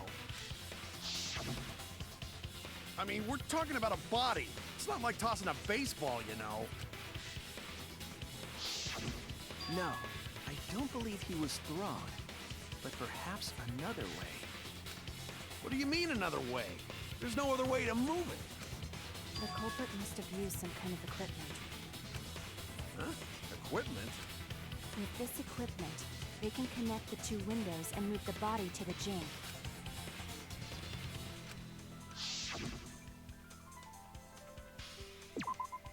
There! The rope found behind the gym stage could have been used to connect the windows. Oh, there was a mysterious mystery about that rope that only Atua can reveal. What mysterious mystery? During last night's preparations for the show, that rope was in the wing of the stage. But the next morning, the rope had been moved backstage for some reason. It's a mysterious mystery. Only Atua knows the answer. So, during nighttime, someone used the rope, then threw it into the gym window? So they did use the rope. That's how they bridged the distance between both windows. Is the rope long enough to reach both windows? The rope is roughly 65 feet in length. As for the distance between the windows, According to the sign at the pool, the width of the pool is roughly 35 feet. And the distance from the edges of the pool to the windows is an additional 16 feet. Altogether, the sum total length from one window to the other is roughly 50 feet. And pool is only thing between research lab and gym windows. You bet it's long enough. That's what she said. Wait, who said that? Even if the rope was long enough, wouldn't it be pretty hard to tie them to the windows? Both windows were too high to reach. It would be like tying a rope from one cliff to another.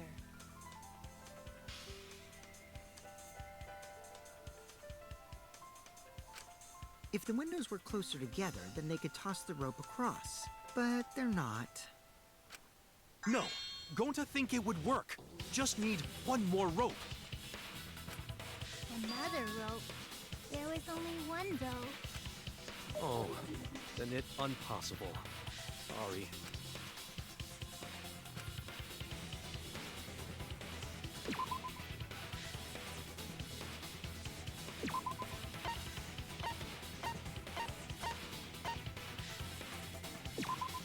This is it! The tennis net cable from Ryoma's lab could serve as a rope. How long is it? About 50 feet or so.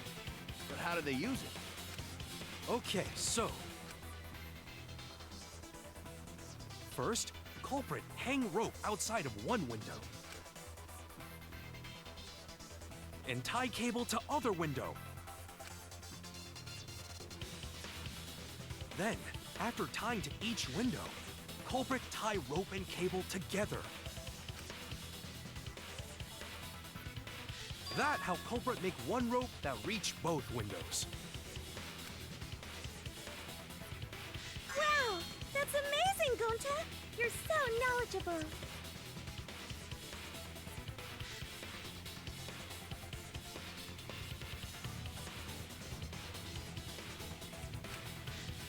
It's nothing. Gonta use ropes a lot when looking for bugs.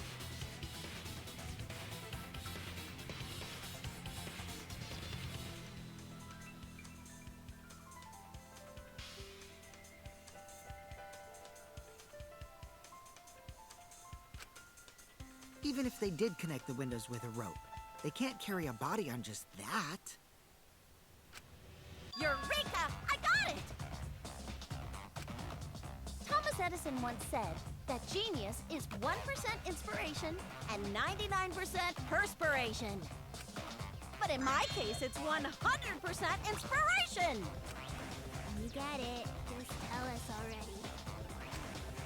handcuffed the body to the rope and slid it from one window to the other, like Tarzan!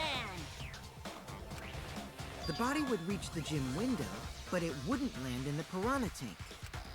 Stop making such dumbass comments and keep your smelly breath in your dirty mouth.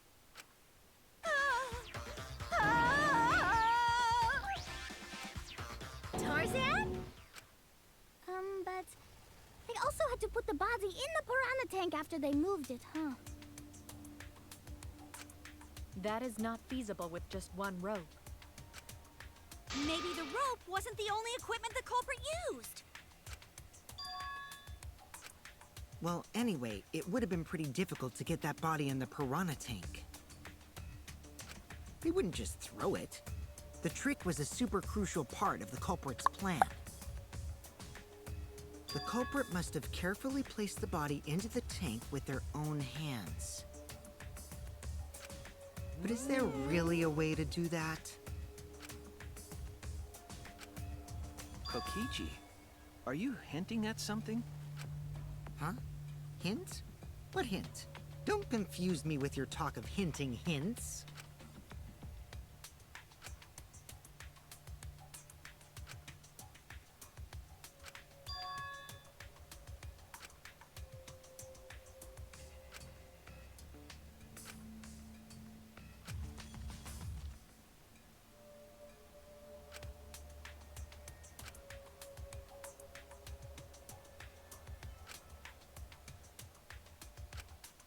All right, Shuichi. The stage is finally set.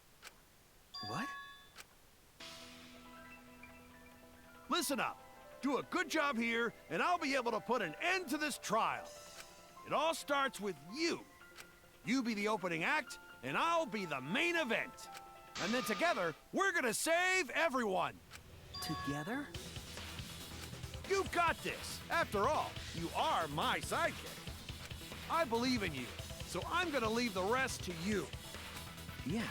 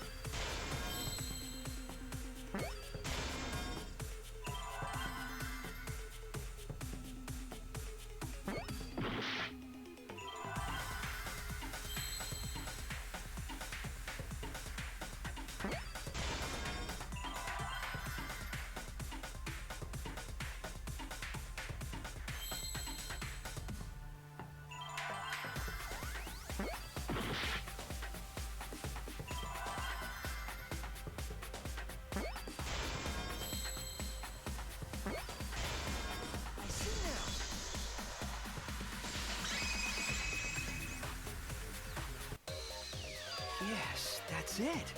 The culprit used something like a ropeway to move the body. A ropeway, huh? Are you sure about that?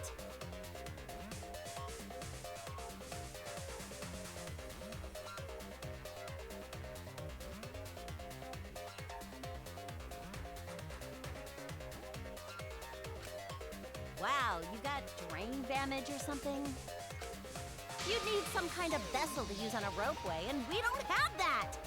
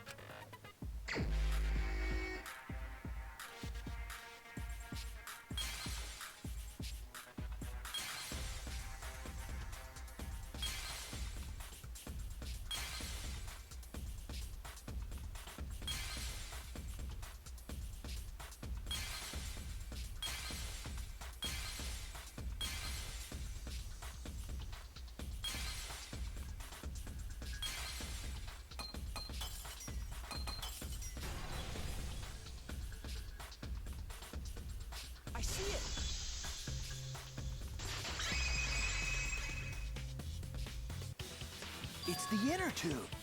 The rubber inner tube we found floating in the pool.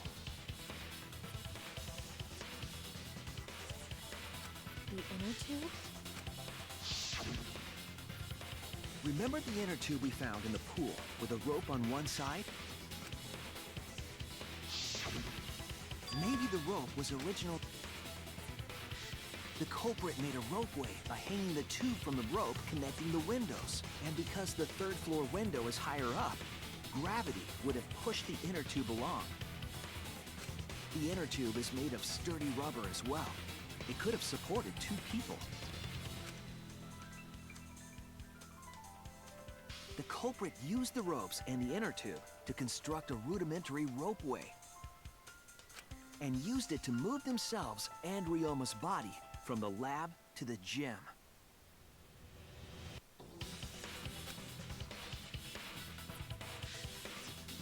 Once through the gym window, the culprit stood on the inner tube to move the body.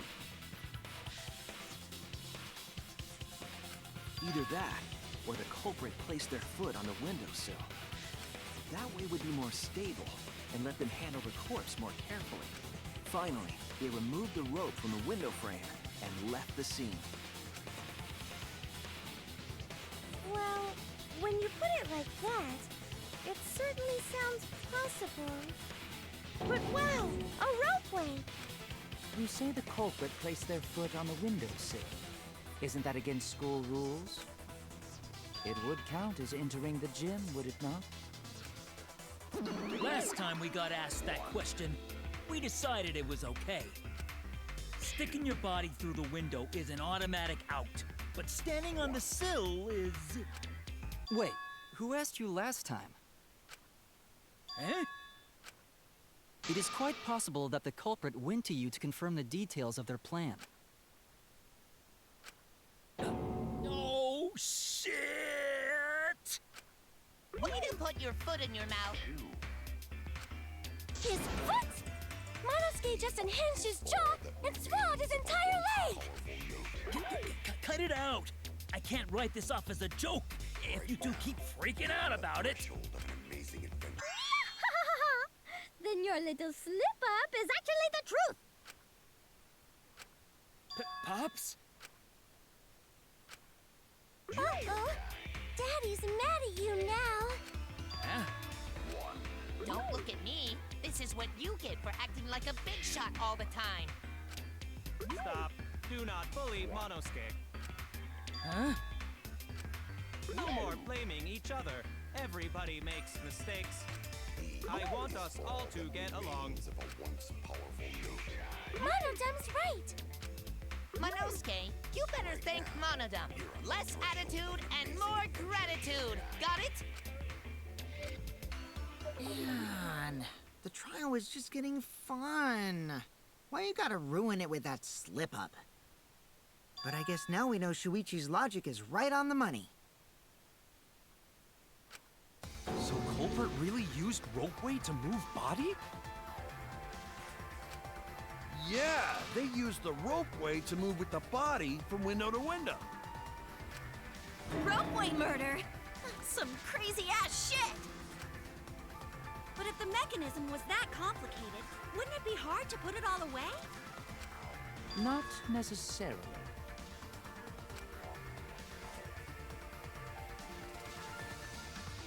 All one must do is detach the rope from the window after using the ropeway.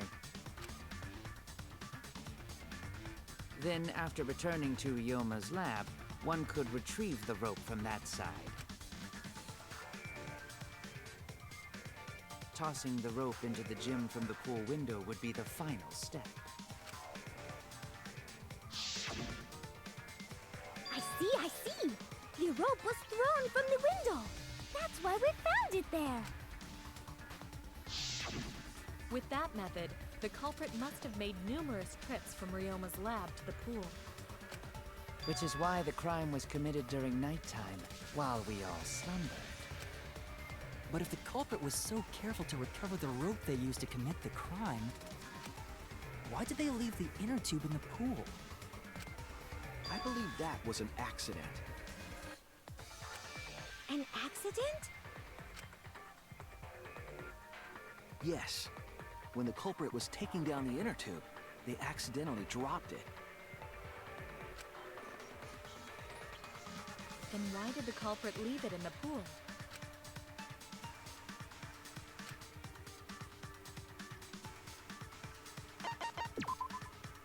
That's it!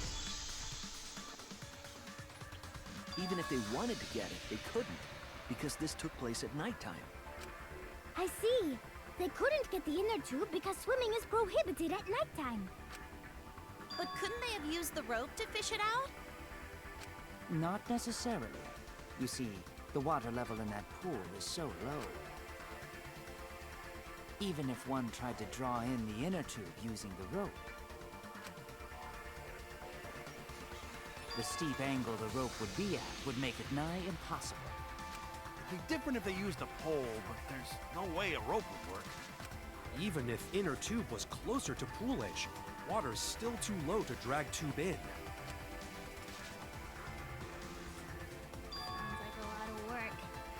I can see why they just left it there. Yeah, it would take too long. And they would have been busted if someone saw them. Huh! What kind of clumsy dipshit drops an inner tube and can't retrieve it? Let me tell you, this culprit's a real fucking amateur. No, actually. Save for that one mistake, this was the perfect crime.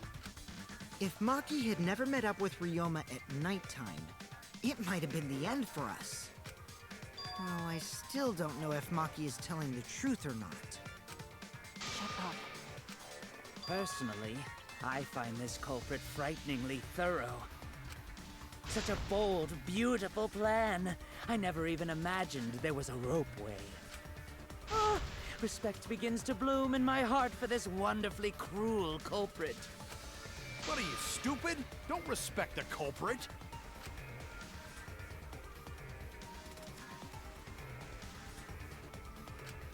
Now, we just need to figure out who the culprit is.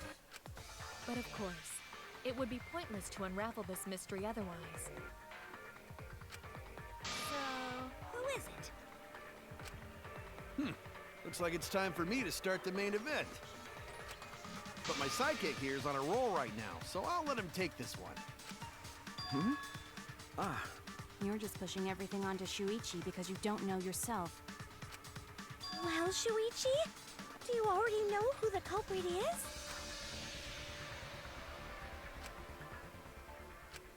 Hey, Shuichi, are you hesitating again? Come on, man, there's no need for that. Like I said, you're my sidekick. I take responsibility for any mistakes my sidekick makes. So use those skills of yours I believe in to shove the truth down their throats. You believe in my detective skills? That's right! I'm gonna leave it all to you, Shuichi!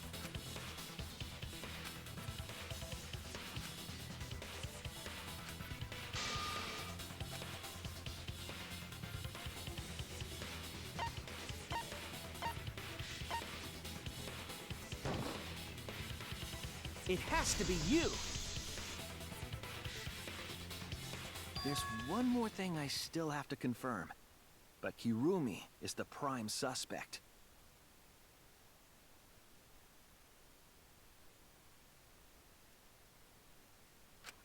Me? What? Kirumi? Oh, so Kirumi is the culprit. That is not yet a certainty. Let us hear her testimony first. Is this true, Kirumi? I cannot believe you would suspect me. If that is the case, then I will have to deny it. I will not let you make the wrong choice. The wrong choice?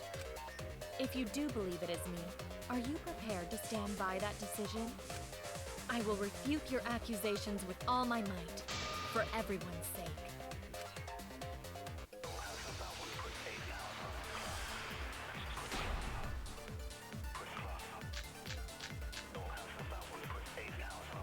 I, of course, am not the culprit.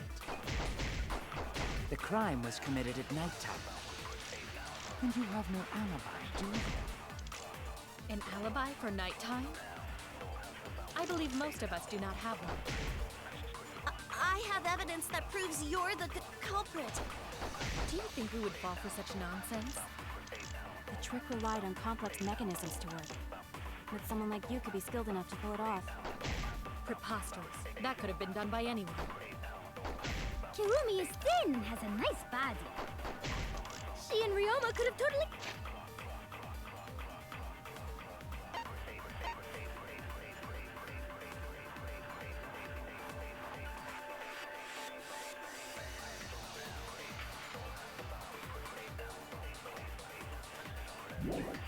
shared an inner tube! We all could have, except perhaps Gonta.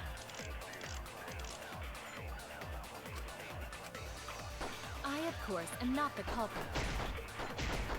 The crime was committed at nighttime.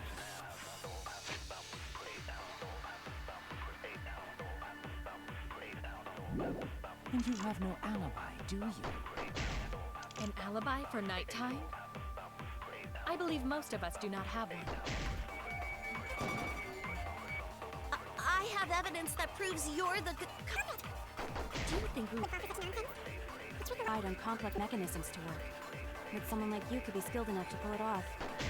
Preposterous. That could have been done by anyone.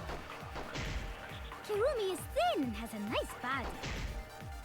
She and Ryoma could have totally shared an inner tube! We all could have, except perhaps Gonta.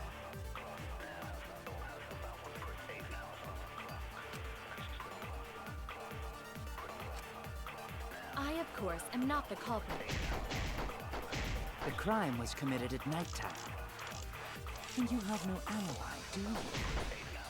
An alibi for nighttime? I believe most of us do not have one.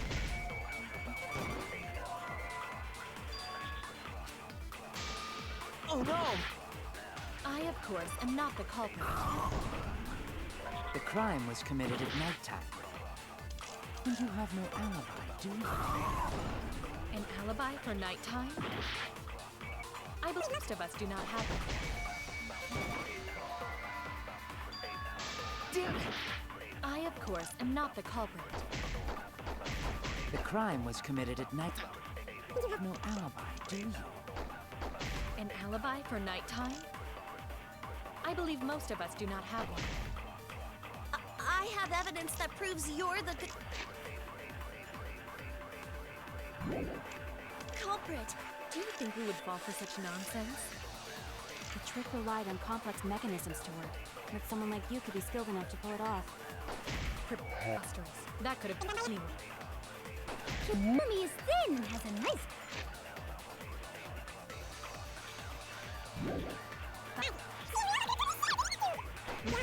The crime was committed at nighttime. You have no alibi, do you? An alibi for nighttime? I believe most of us do not have one. I have evidence that proves you're the culprit. Do you think we would fall For such nonsense? The trick relied on... Complex mechanisms to work. But someone like you could be skilled enough to pull it off. Preposterous. That could have been done by anyone.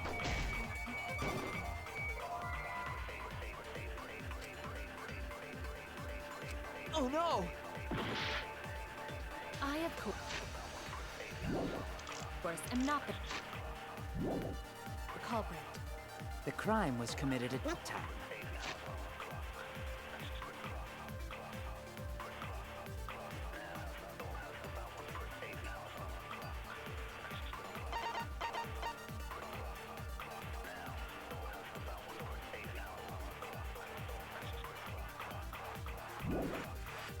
And you have no alibi, do you? An alibi for nighttime? Most of us do not have one. I have evidence that proves you're the culprit.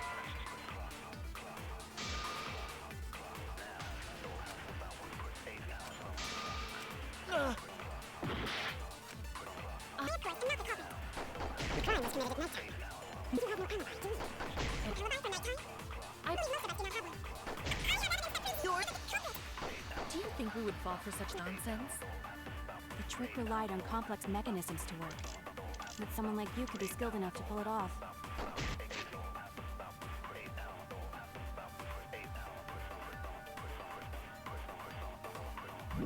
Preposterous. That could have been done by anyone. Kirumi is thin and has She and Ryoma could have totally shared an inner tube. We all could have, except perhaps Gonta. Of course, and not the culprit. The crime was committed at night. You have an alibi, do you? It's nighttime? I have one. I have evidence that proves you're the culprit. Do you think we would fall for such nonsense? The trick relied on complex Preppers. That could have been done by anyone. Kirumi is thin and has a nice body. She and Ryoma could have totally shared an inner tube. We all could have, except perhaps Gonta.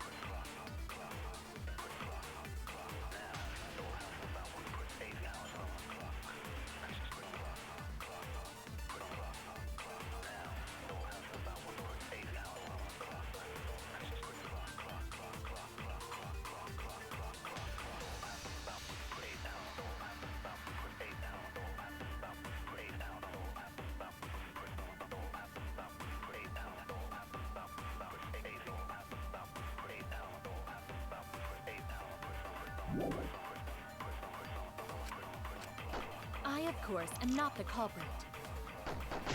The crime was committed at nighttime.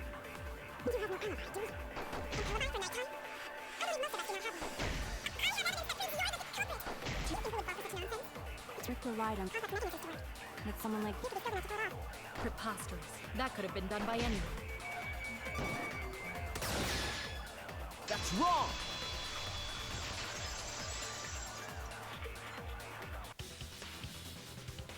No. The only person who... Well, the preparations in the gym in any case. And why do you believe that? Before the culprit could put the body into the tank, several steps needed to be taken. Like tying the rope to the gym window and putting a partition in the piranha tank. That's right. Ryoma's body entered the gym from the window, but that required preparation.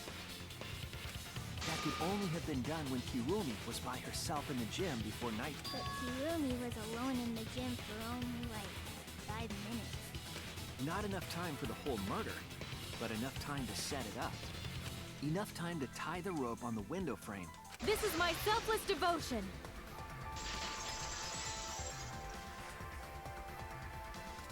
While I do understand where you are coming from, I assure you this is just a part of your petty imagination. An empty theory created from nihilism.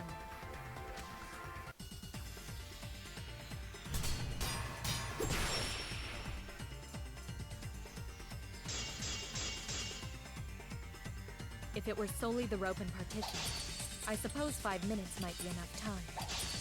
I accept that. However, the crux of your argument is not but a guess. You continue to force the facts to conform to your misguided narrative. When you consider that the crux of your argument is faulty, your entire case falls apart. What do you mean by crux of the argument?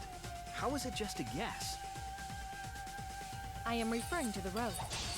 Now, with that road, it is possible to reach the gym window from the 3rd floor window. But there is no evidence to indicate this had happened. I'll cut through your words!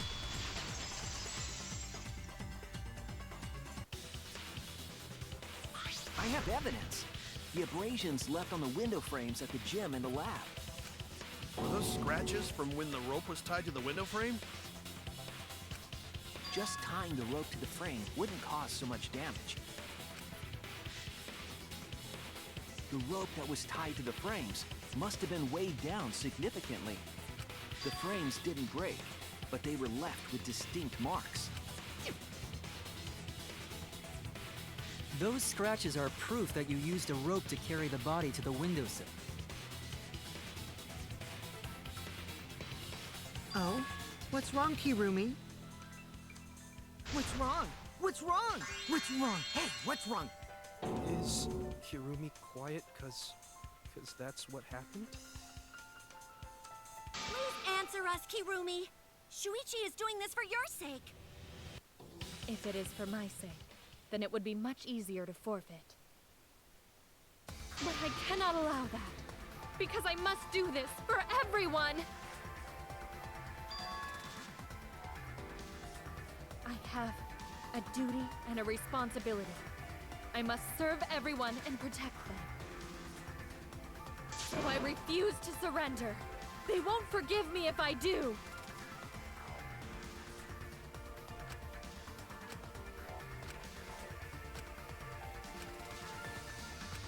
Hey, Kirumi, who exactly is this everyone you're talking about? I've just got a weird feeling about this. When you said everyone, it felt like you weren't talking about us. It felt like you were talking about someone who isn't here. Someone who isn't here? Someone outside of the academy? Hey, do you think Kirumi saw her own motive video? Huh? The motive video? You saw your important someone in danger, so you committed murder, right? Is that true? I am so sorry for making such a mess. Because of that, I made all of you assume something unnecessary. Unnecessary? You saying I'm wrong? This everyone you're talking about? It is all of you, of course. Really? Do you swear to Atua? Yes, really. So please believe me, I am not the culprit. I do not care what becomes of me, but I will not allow any of you to die. Because I made a promise to Kaede. She wished for all of us to escape together. I want to fulfill my duties as the ultimate maid. I wish to serve everyone. So please believe me, you have to! Kirumi! Are we totally sure Kirumi's the culprit? Maybe it's someone else. Are we sure Kokichi isn't the culprit? How rude. Gonta just can't believe Kirumi would kill Ryoma.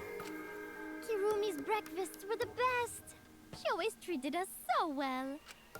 She really is like a mom. Perhaps it was after she gained our trust that she saw her chance to strike. You really are screwed up. Screwed up from head to toe. Even through your clothes, I can tell. Shuichi, please reconsider suspecting me as the culprit. You only suspect me because I was at the gym during nighttime yesterday, correct? But you cannot accuse me of being the culprit with that insufficient proof. It is still possible for Maki and Kaito to have gone to the gym. They do not have alibis. They could have pretended to help Himiko, but secretly prepared the murder.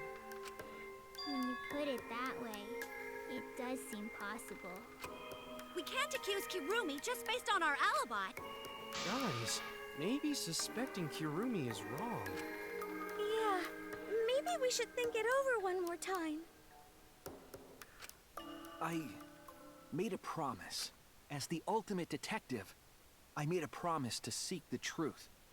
I made a promise to Kaede, so I'm not turning back now. So you still believe I am the culprit? But there is no evidence to indicate that I am— No, there is. I have proof that you're the culprit. I realized it when we determined that the rope weight was used to move the body. If it was indeed Kirumi who moved the body with a makeshift rope weight, then the final clue falls into place. The final clue?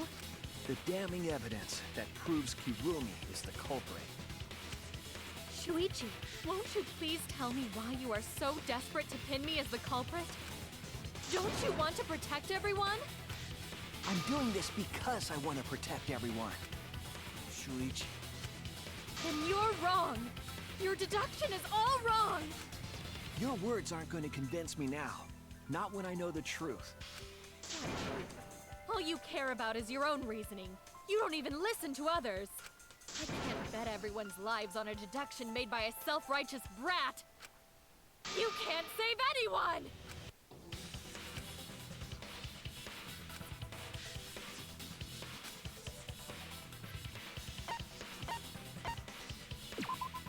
This is it! The piece of black fabric in the pool. That's the final clue that proves you're guilty.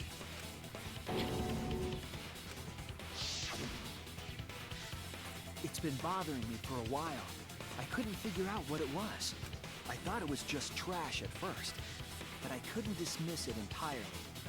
Now that the class trial has come this far, I know for certain. It's an important piece of the puzzle, because like the inner tube, it's evidence the culprit couldn't dispose of. Huh? Why not?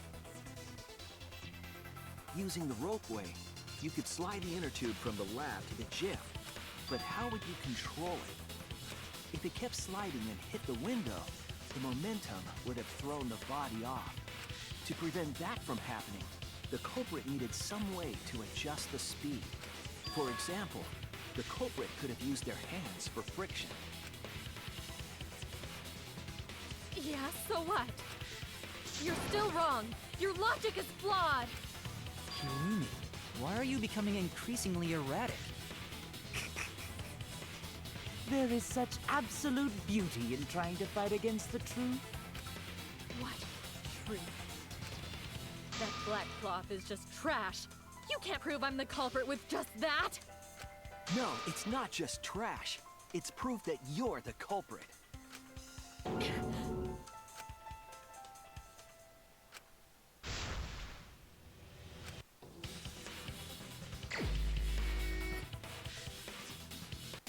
You are incorrect. What is this truth? That is just your empty deduction. You continue to confuse everyone. You are incorrect. What is this truth? That is just your empty deduction. In this class trial, everyone's life is at stake. Because of your self-righteous truth, everyone might die! In this class trial, everyone's life is at stake! Because of your self-righteous truth, everyone might die! I completely understand your reasoning, but I will never accept it. It seems you wish to pin me as the culprit. You do not have any evidence.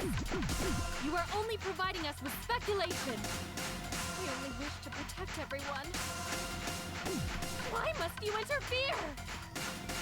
I completely understand your reasoning, but I will never accept it. It seems you wish to pin me as the culprit.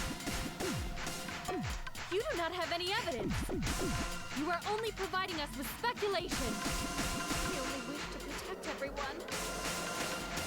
Why must you interfere?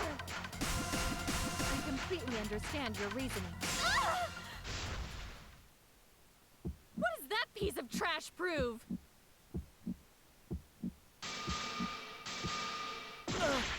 I completely understand your reasoning, but I will never accept it.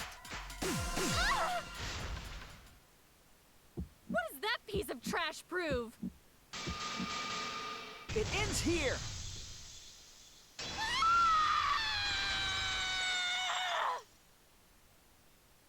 The piece of fabric came from Kirumi's black glove.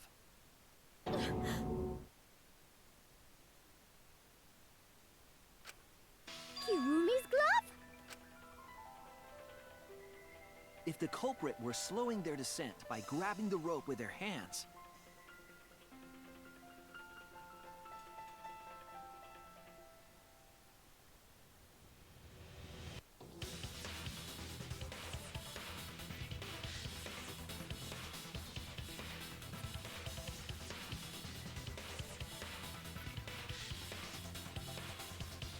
there would have been a lot of friction, easily enough.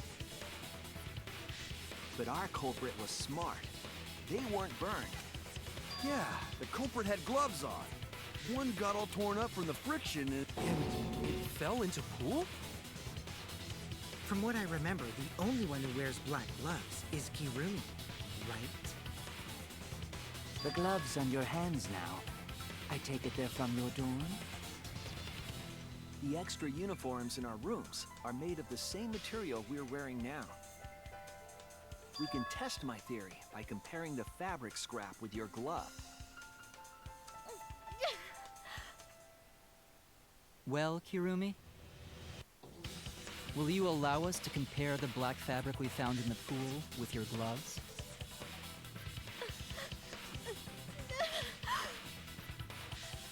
Huh? What's the matter? Why are you sweating so much? Kirumi, what's wrong?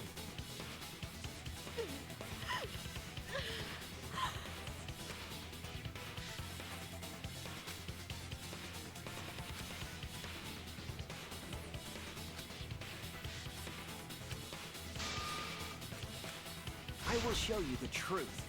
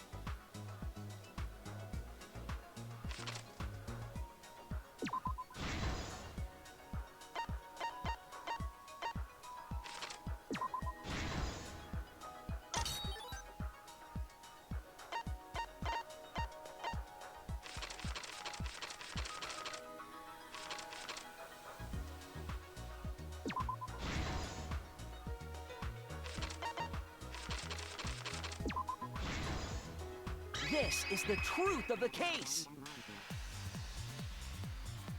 The victim's body was found that...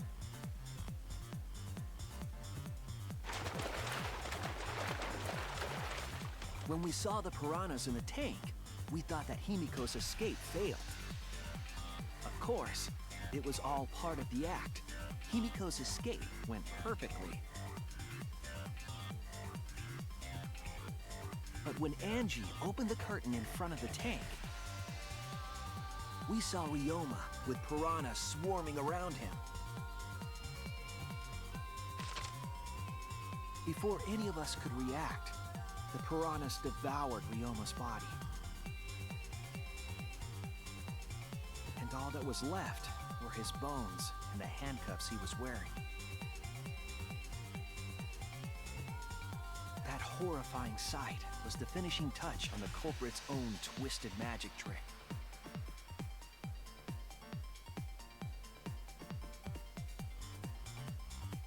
The culprit obfuscated the time and place of the murder, implicating Himiko in the process.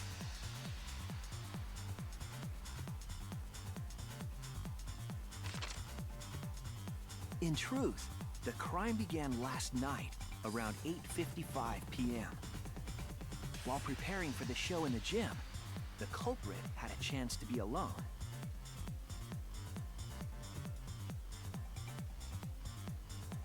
It was then that the culprit used the ladder to reach the piranha tank and removed the glass lid to put inside the tank.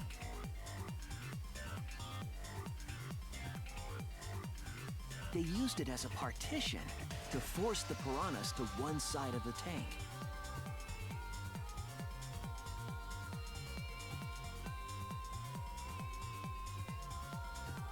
Next, the culprit took the rope from the stage wing in the gym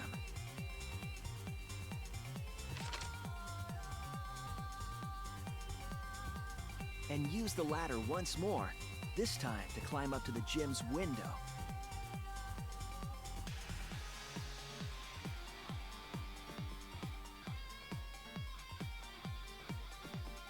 Once there, they opened the window and tied one end of the rope to the window frame. The rope was then thrown out the window toward the pool.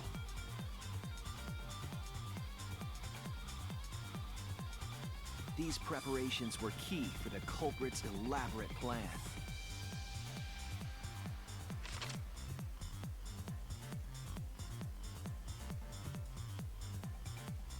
At nighttime, past midnight, the culprit asked Ryoma to meet at his lab.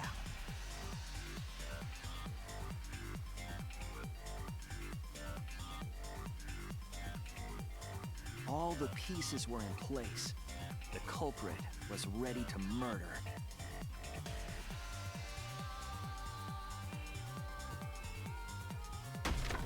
First, the culprit knocked Ryoma out, probably striking him from behind.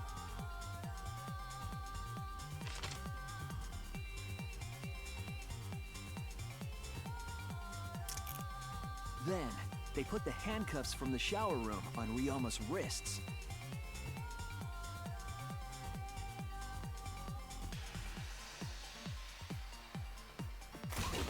And shoved his head into the sink filled with water.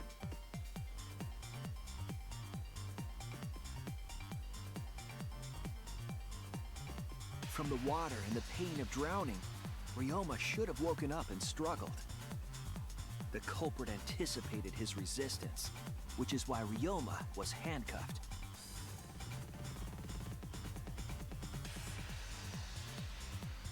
The struggle left scrapes on the cuffs and sink, but in the end, Ryoma succumbed. Ryoma was dead, but the culprit's plan had only just begun.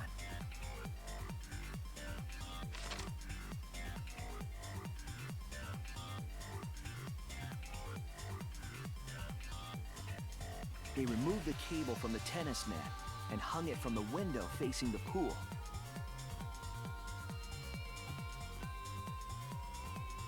And then, at the pool, They connected the wire and the rope from the gym window. They returned to the lab after picking up one last thing.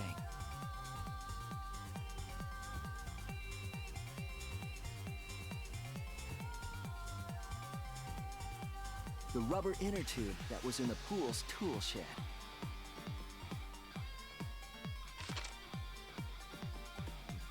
Once back in the lab, the culprit pulled the cable, bringing up the rope.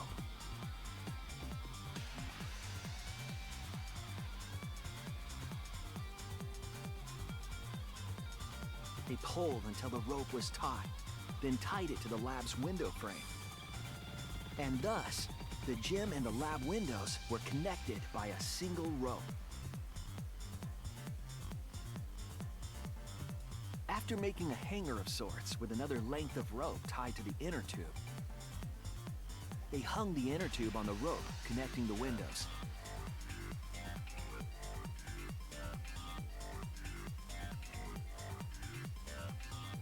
That's how the culprit created the ropeway that was used to move the body. An impressive premeditated murder, but the culprit made two crucial mistakes. The culprit got on the inner tube with Ryoma's body and slid toward the gym.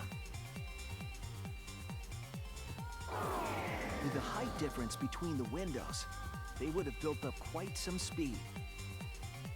To avoid crashing through the window, the culprit used a brake.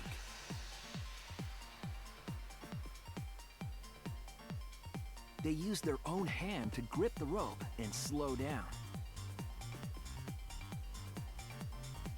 That would have caused significant rope burn had the culprit not been wearing gloves.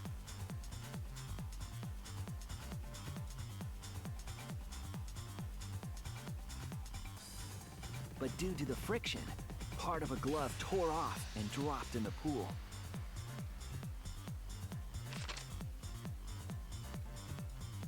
Regardless, the culprit reached the window and put Ryoma's body into the piranha tank. The glass pane not only kept the piranhas and the body separated, it also kept the piranhas so close together, they concealed the body. After that, all the culprit had to do was untie the rope and the inner tube. But that's when they made their second mistake.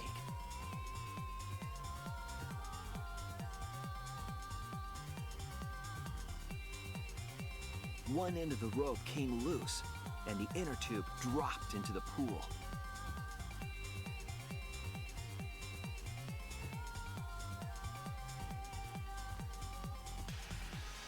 Thus, the culprit was forced to leave two key pieces of evidence, the fabric and the inner tube. They couldn't retrieve the evidence because of the rule against swimming at nighttime.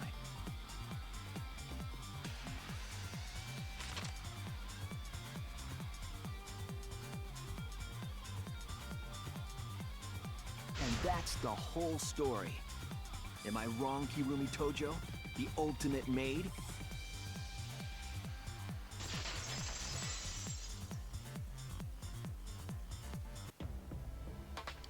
Kirumi, that's the conclusion I reached. This is very, very unfortunate, Shuichi. My pride as a maid demands that I fulfill every request that I receive. But to end like this... Does that mean you admit it? Kirumi. Why use your own gloves, though? The warehouse should have had plenty. There weren't any. Obviously, she would have used them if they were available. Jeez, Monokuma provided everything but the gloves. That's pretty sadistic. But thanks to him, at least the game became way more interesting. So, it's decided. This case was decided the moment someone, who shall not be named, opened their big mouth. But we don't know that. Maybe the real culprit is someone nobody expects. That is right. No need to worry. Oh, Monotem, You're like a mommy taking care of her sick child. All right, let's go! The heart-racing excitement. It's voting time!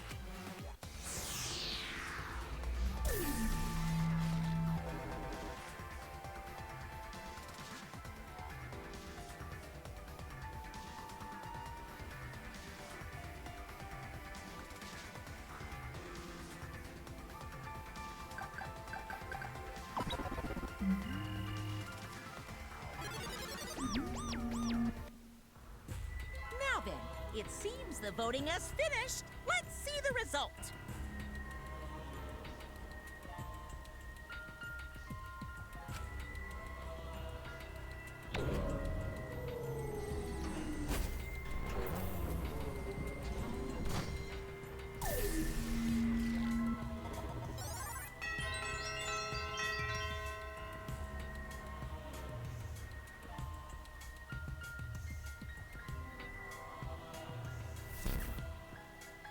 Who'll be chosen as the blue?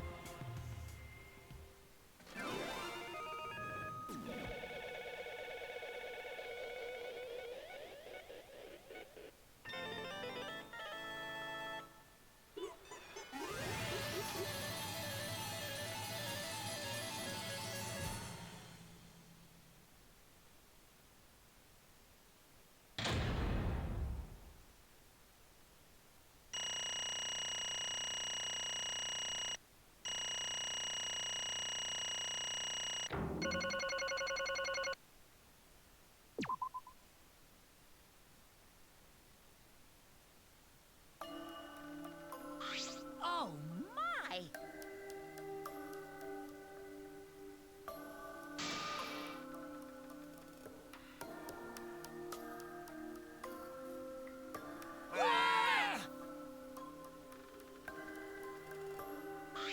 Thank goodness. You gotta be kidding me!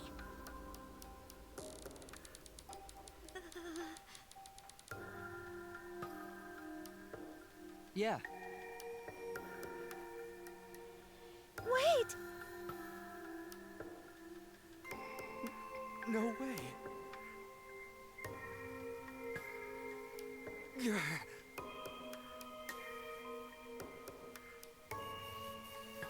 Yoo-hoo! The truth is, Huh? Hey! Damn it.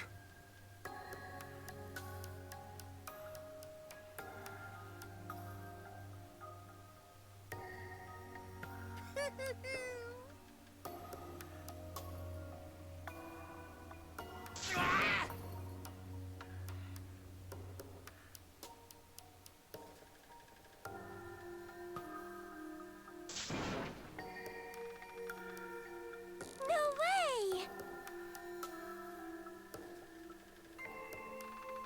Shut up!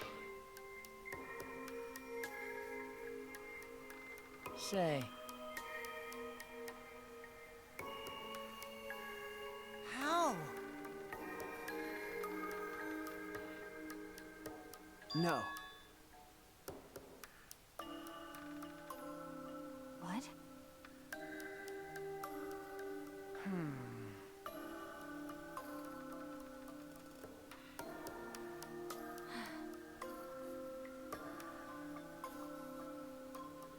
Um,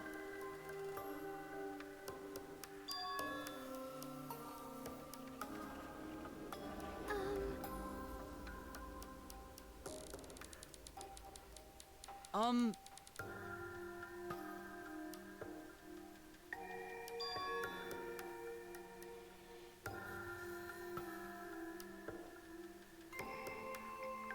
What's wrong? I do not agree.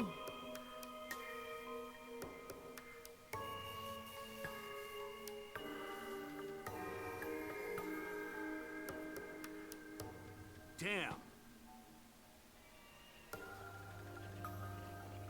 Please!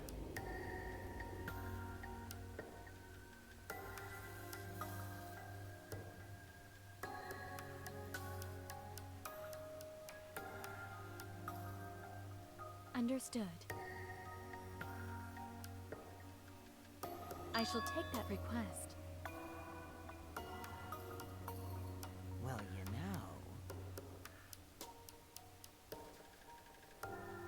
Yes. That is correct.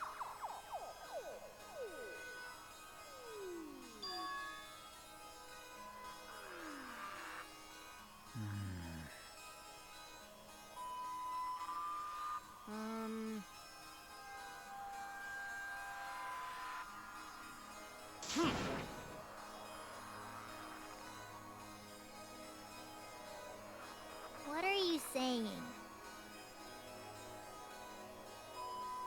May I?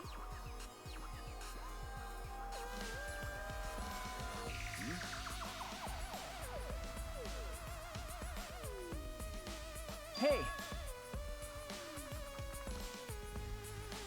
Huh? Yes.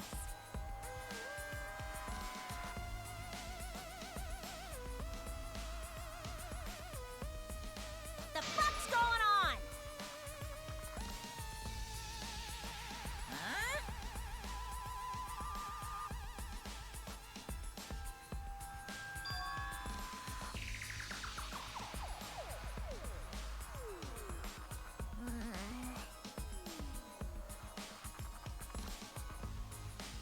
No, no.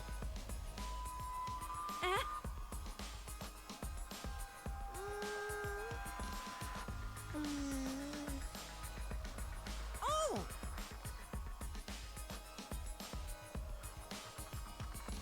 Huh? Dumbass!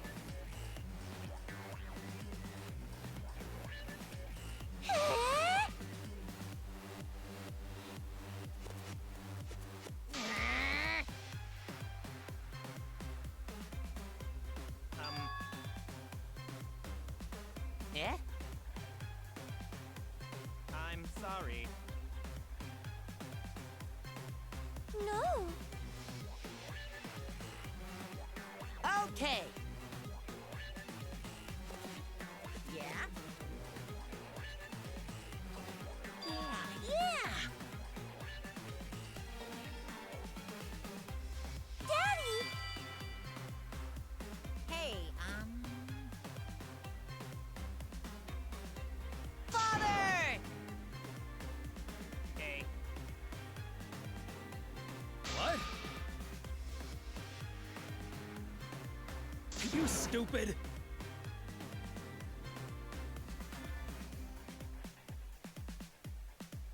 well now.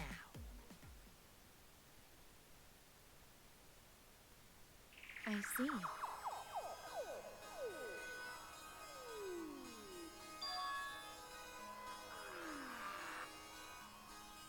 Oh, I see.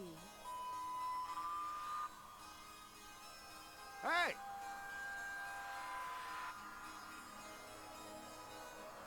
What's wrong? Yes.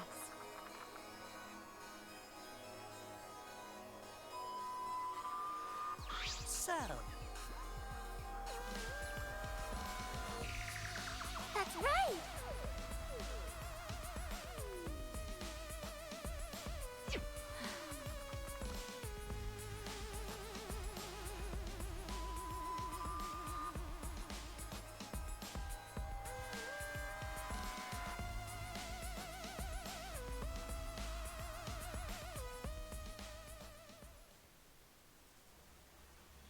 all right! Back by popular demand, it's time for the motive video! Who's the most important person in your life? And now, without further ado, Kirumi Tojo, the ultimate maid. With clients in politics and finance, this elite maid is renowned for completing any request. One fateful day, she was suddenly summoned by one of her most influential clients, the Prime Minister. The Prime Minister had a request of utmost importance. He requested that she use her talent as the ultimate maid to serve her country. He asked Kirumi to make this country great again and transferred all his authority to her. No one suspected that the Prime Minister's new secretary was secretly running the country. And over time, she became the de facto Prime Minister. Only Kirumi could save the country from impending doom. Yes, the future of the country rests entirely on her capable shoulders. But Kirumi is up to the task, for she only accepts requests that only she can fulfill. She is driven by the belief that her citizens are the most important people in her life. Oh, and while we're on the subject of those important people, an unfortunate event will soon befall those vermin and sheeple. What event, you ask? It's a secret. Find out for yourself.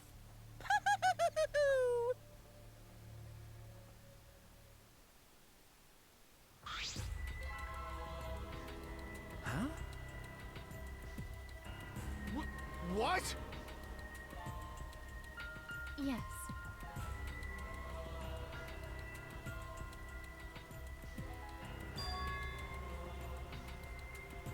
Wait!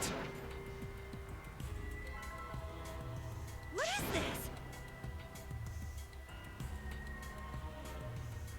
I do not agree.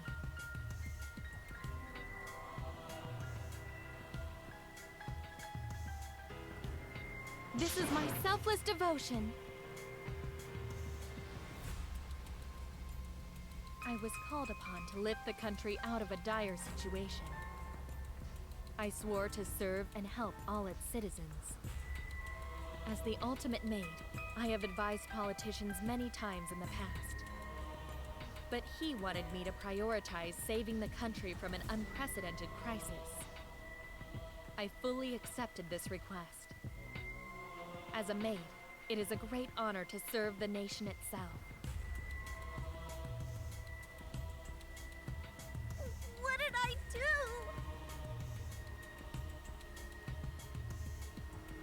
I see.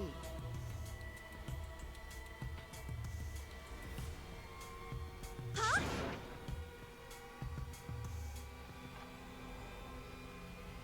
You really don't get it.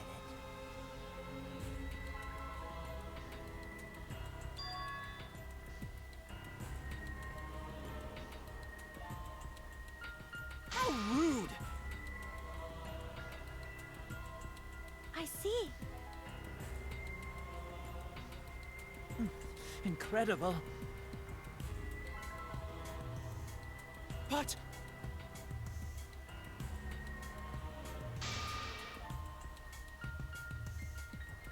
Actually,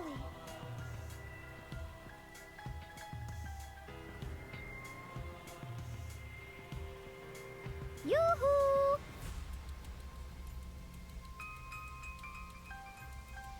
I do not know.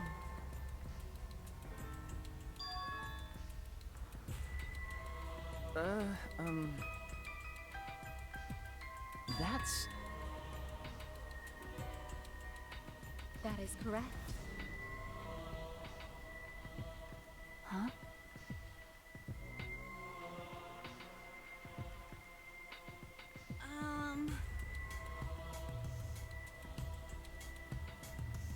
I do not know.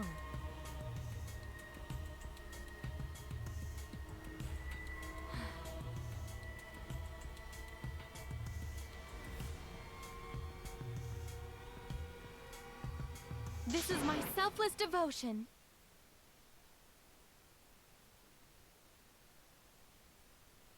My apologies. If so... but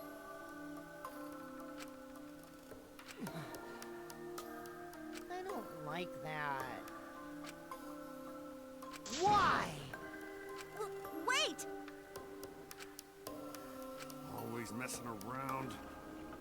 Bears do not fly. Bears do not lie. Hey, Huh? 100%. What are you trying to pull? 'Cause. Shing!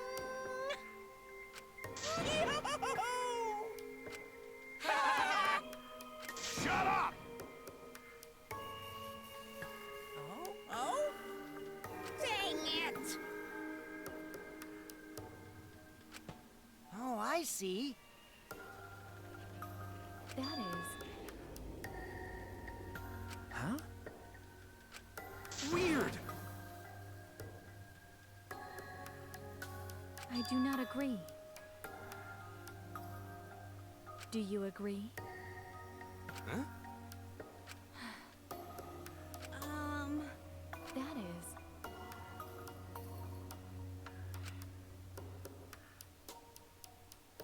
That is correct. Got it. You're...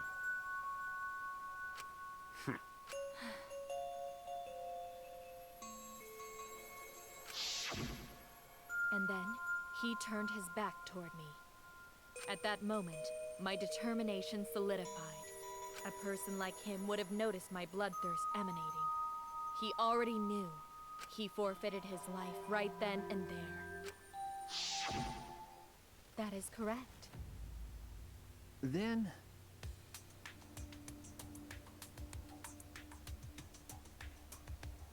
But...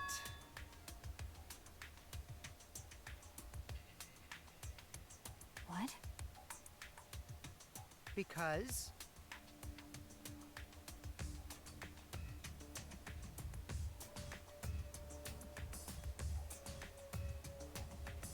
What are you talking about?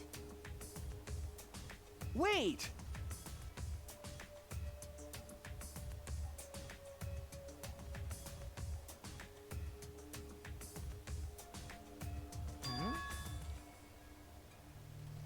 Huh? Well, you know...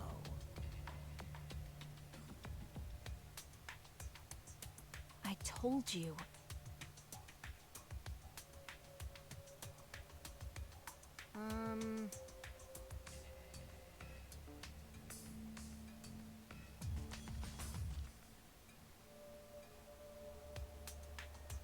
Why? What?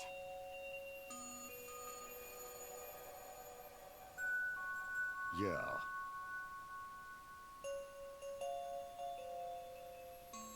But...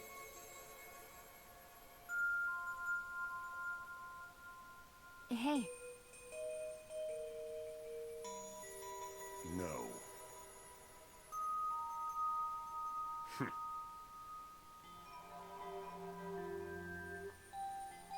Jeez.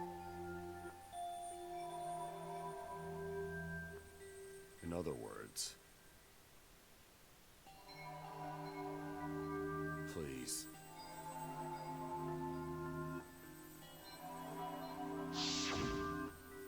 that's true. Well, you know... Hey! Ah... Huh? Okie dokie.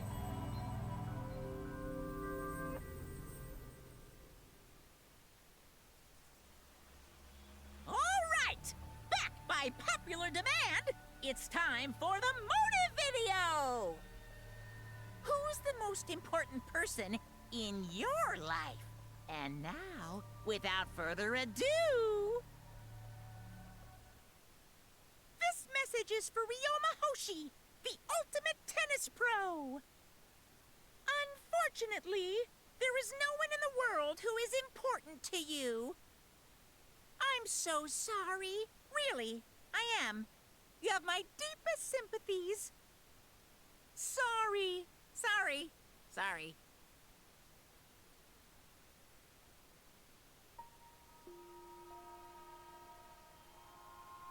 Always messing around.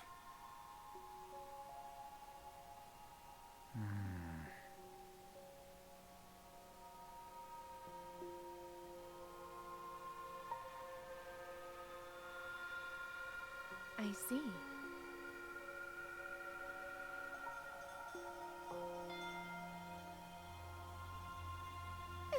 It can't be! Damn. But...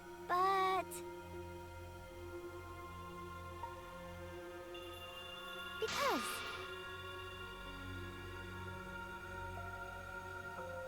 Yes.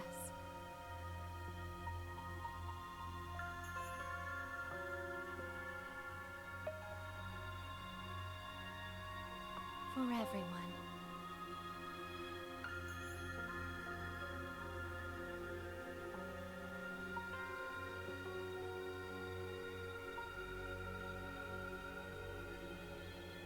My apologies.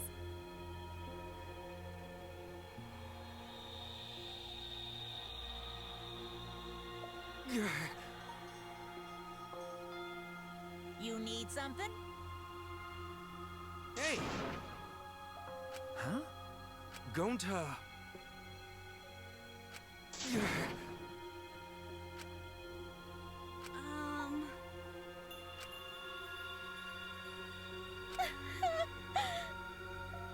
Unfortunately.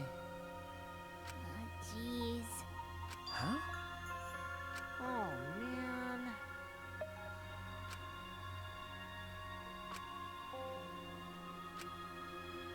Shuichi! Huh? Hey! All right!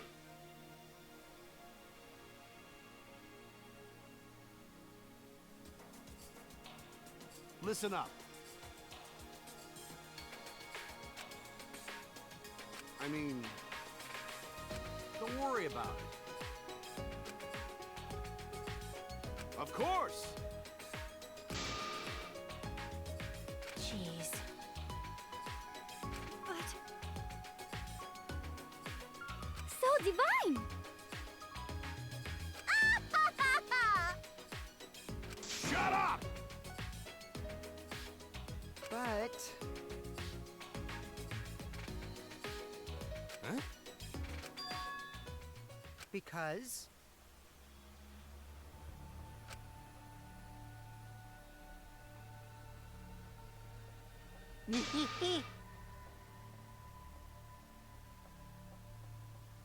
Huh?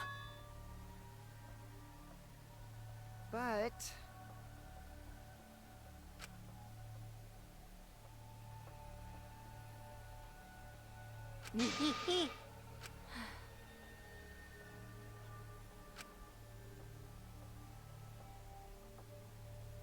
Huh? You mean... Really? Cut it out. That is correct.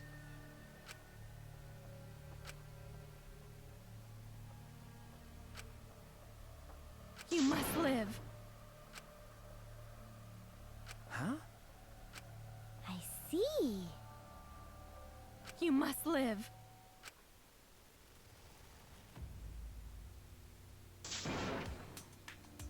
I will survive!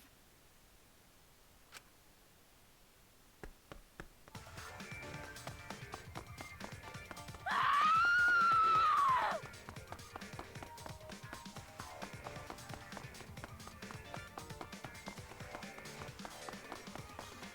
I have to escape! I won't die here!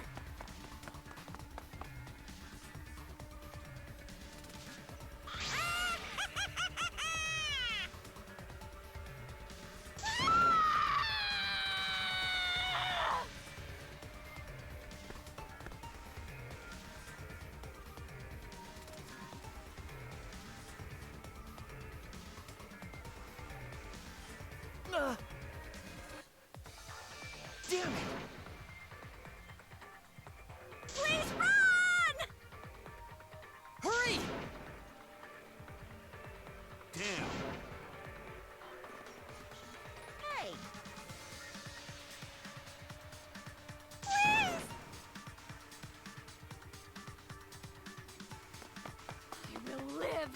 refuse to die in a hellhole like this! Now then, I've prepared a special punishment for Kirumi Tojo, the ultimate maid! For my nation! For my people! Let's give it everything we've got! It's punishment time! I will not die!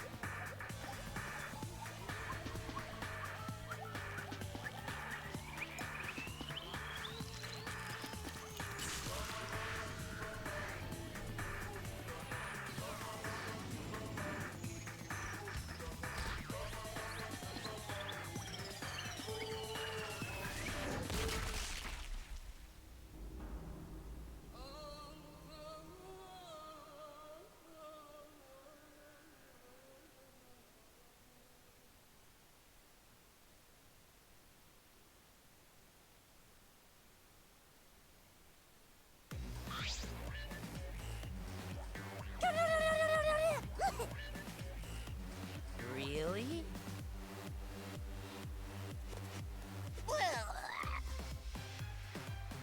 It's okay.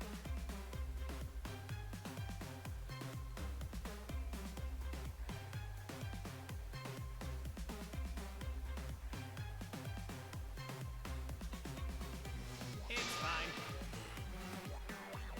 Yeah? Let's get along.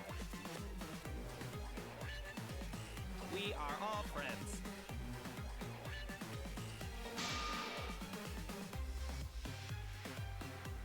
I will not forgive that. Huh? Wonderful.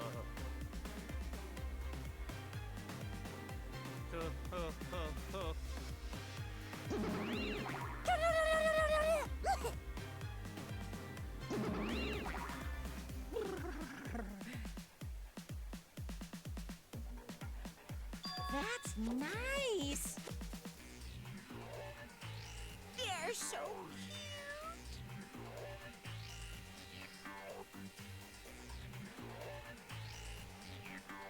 They're so freaking cute!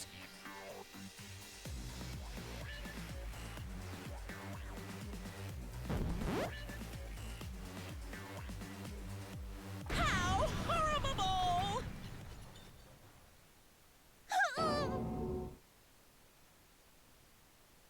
Stop it!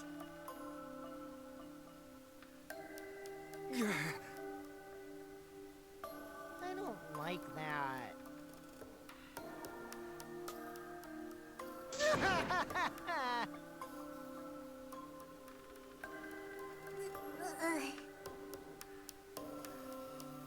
I'll protect you!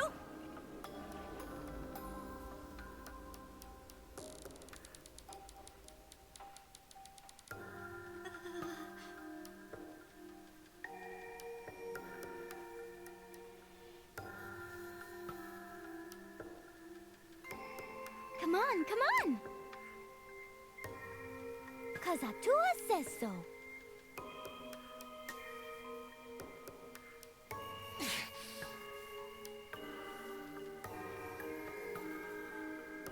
I see, yes. That's true.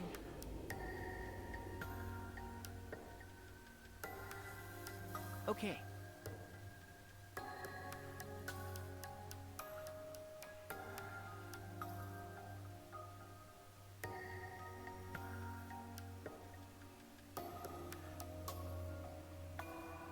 Hey, hey!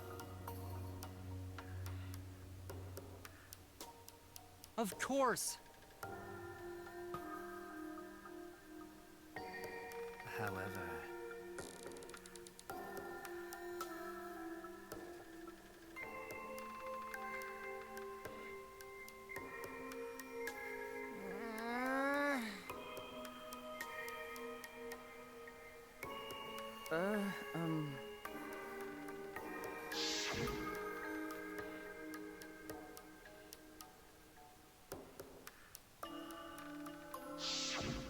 That's... Huh?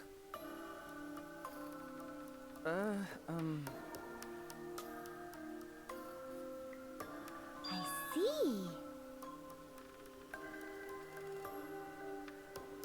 What? Okay.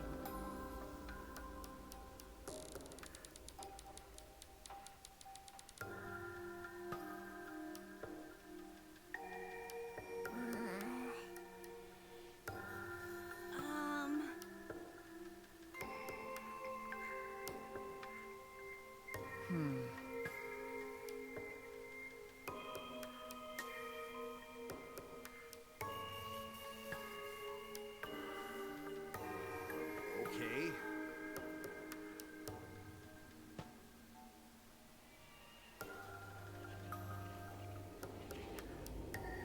Yeah.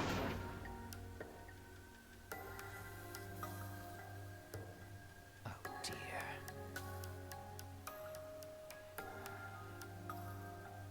That's so mean. It's a lie.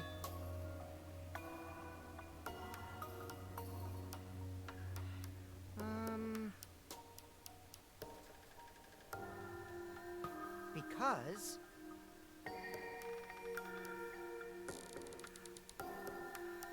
You're right. That's right.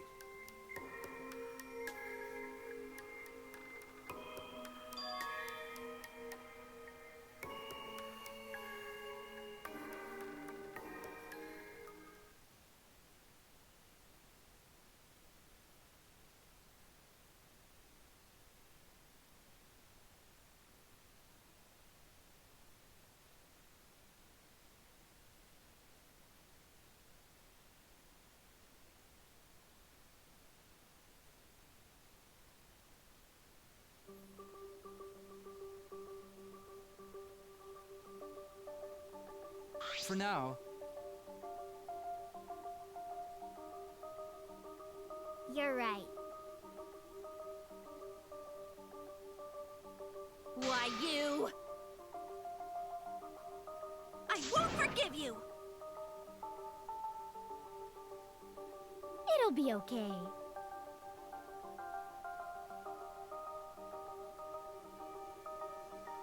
What's wrong?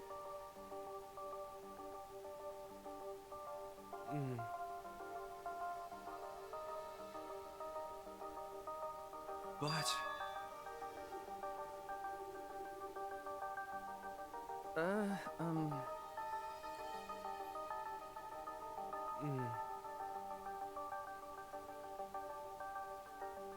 why?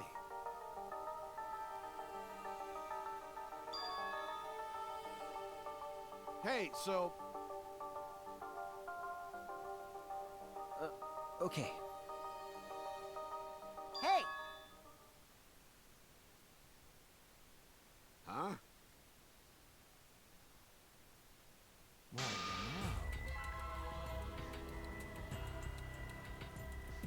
What is it?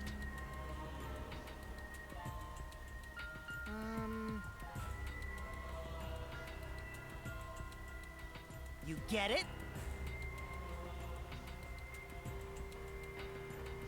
Huh?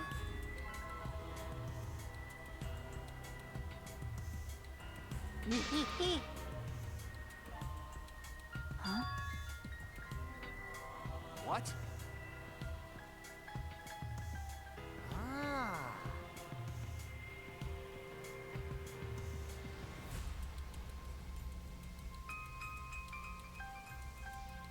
Well, you know. Huh?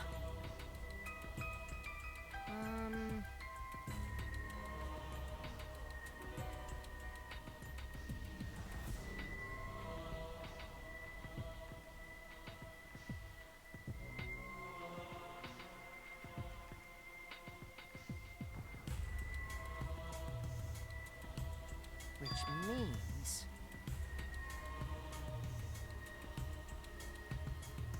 Hold on!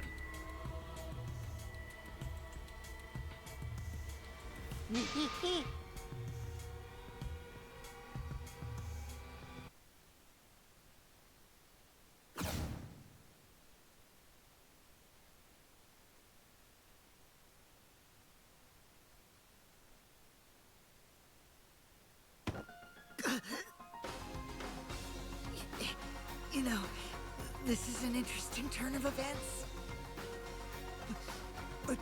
Would you really kill me in front of everyone? Hey, Maki, what the hell's going on? Yeah, you can probably snap my neck like a twig right now. But that's not your style. You would rather kill from the shadows. Right, Miss Ultimate Assassin?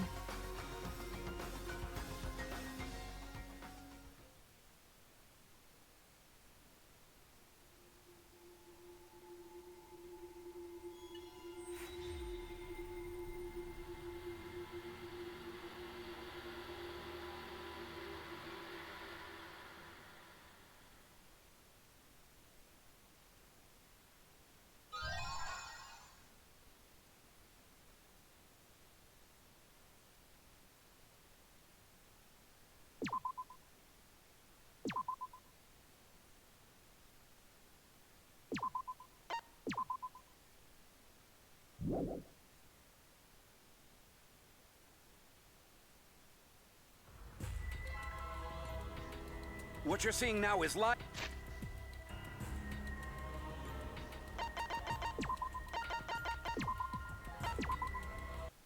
Danganronpa.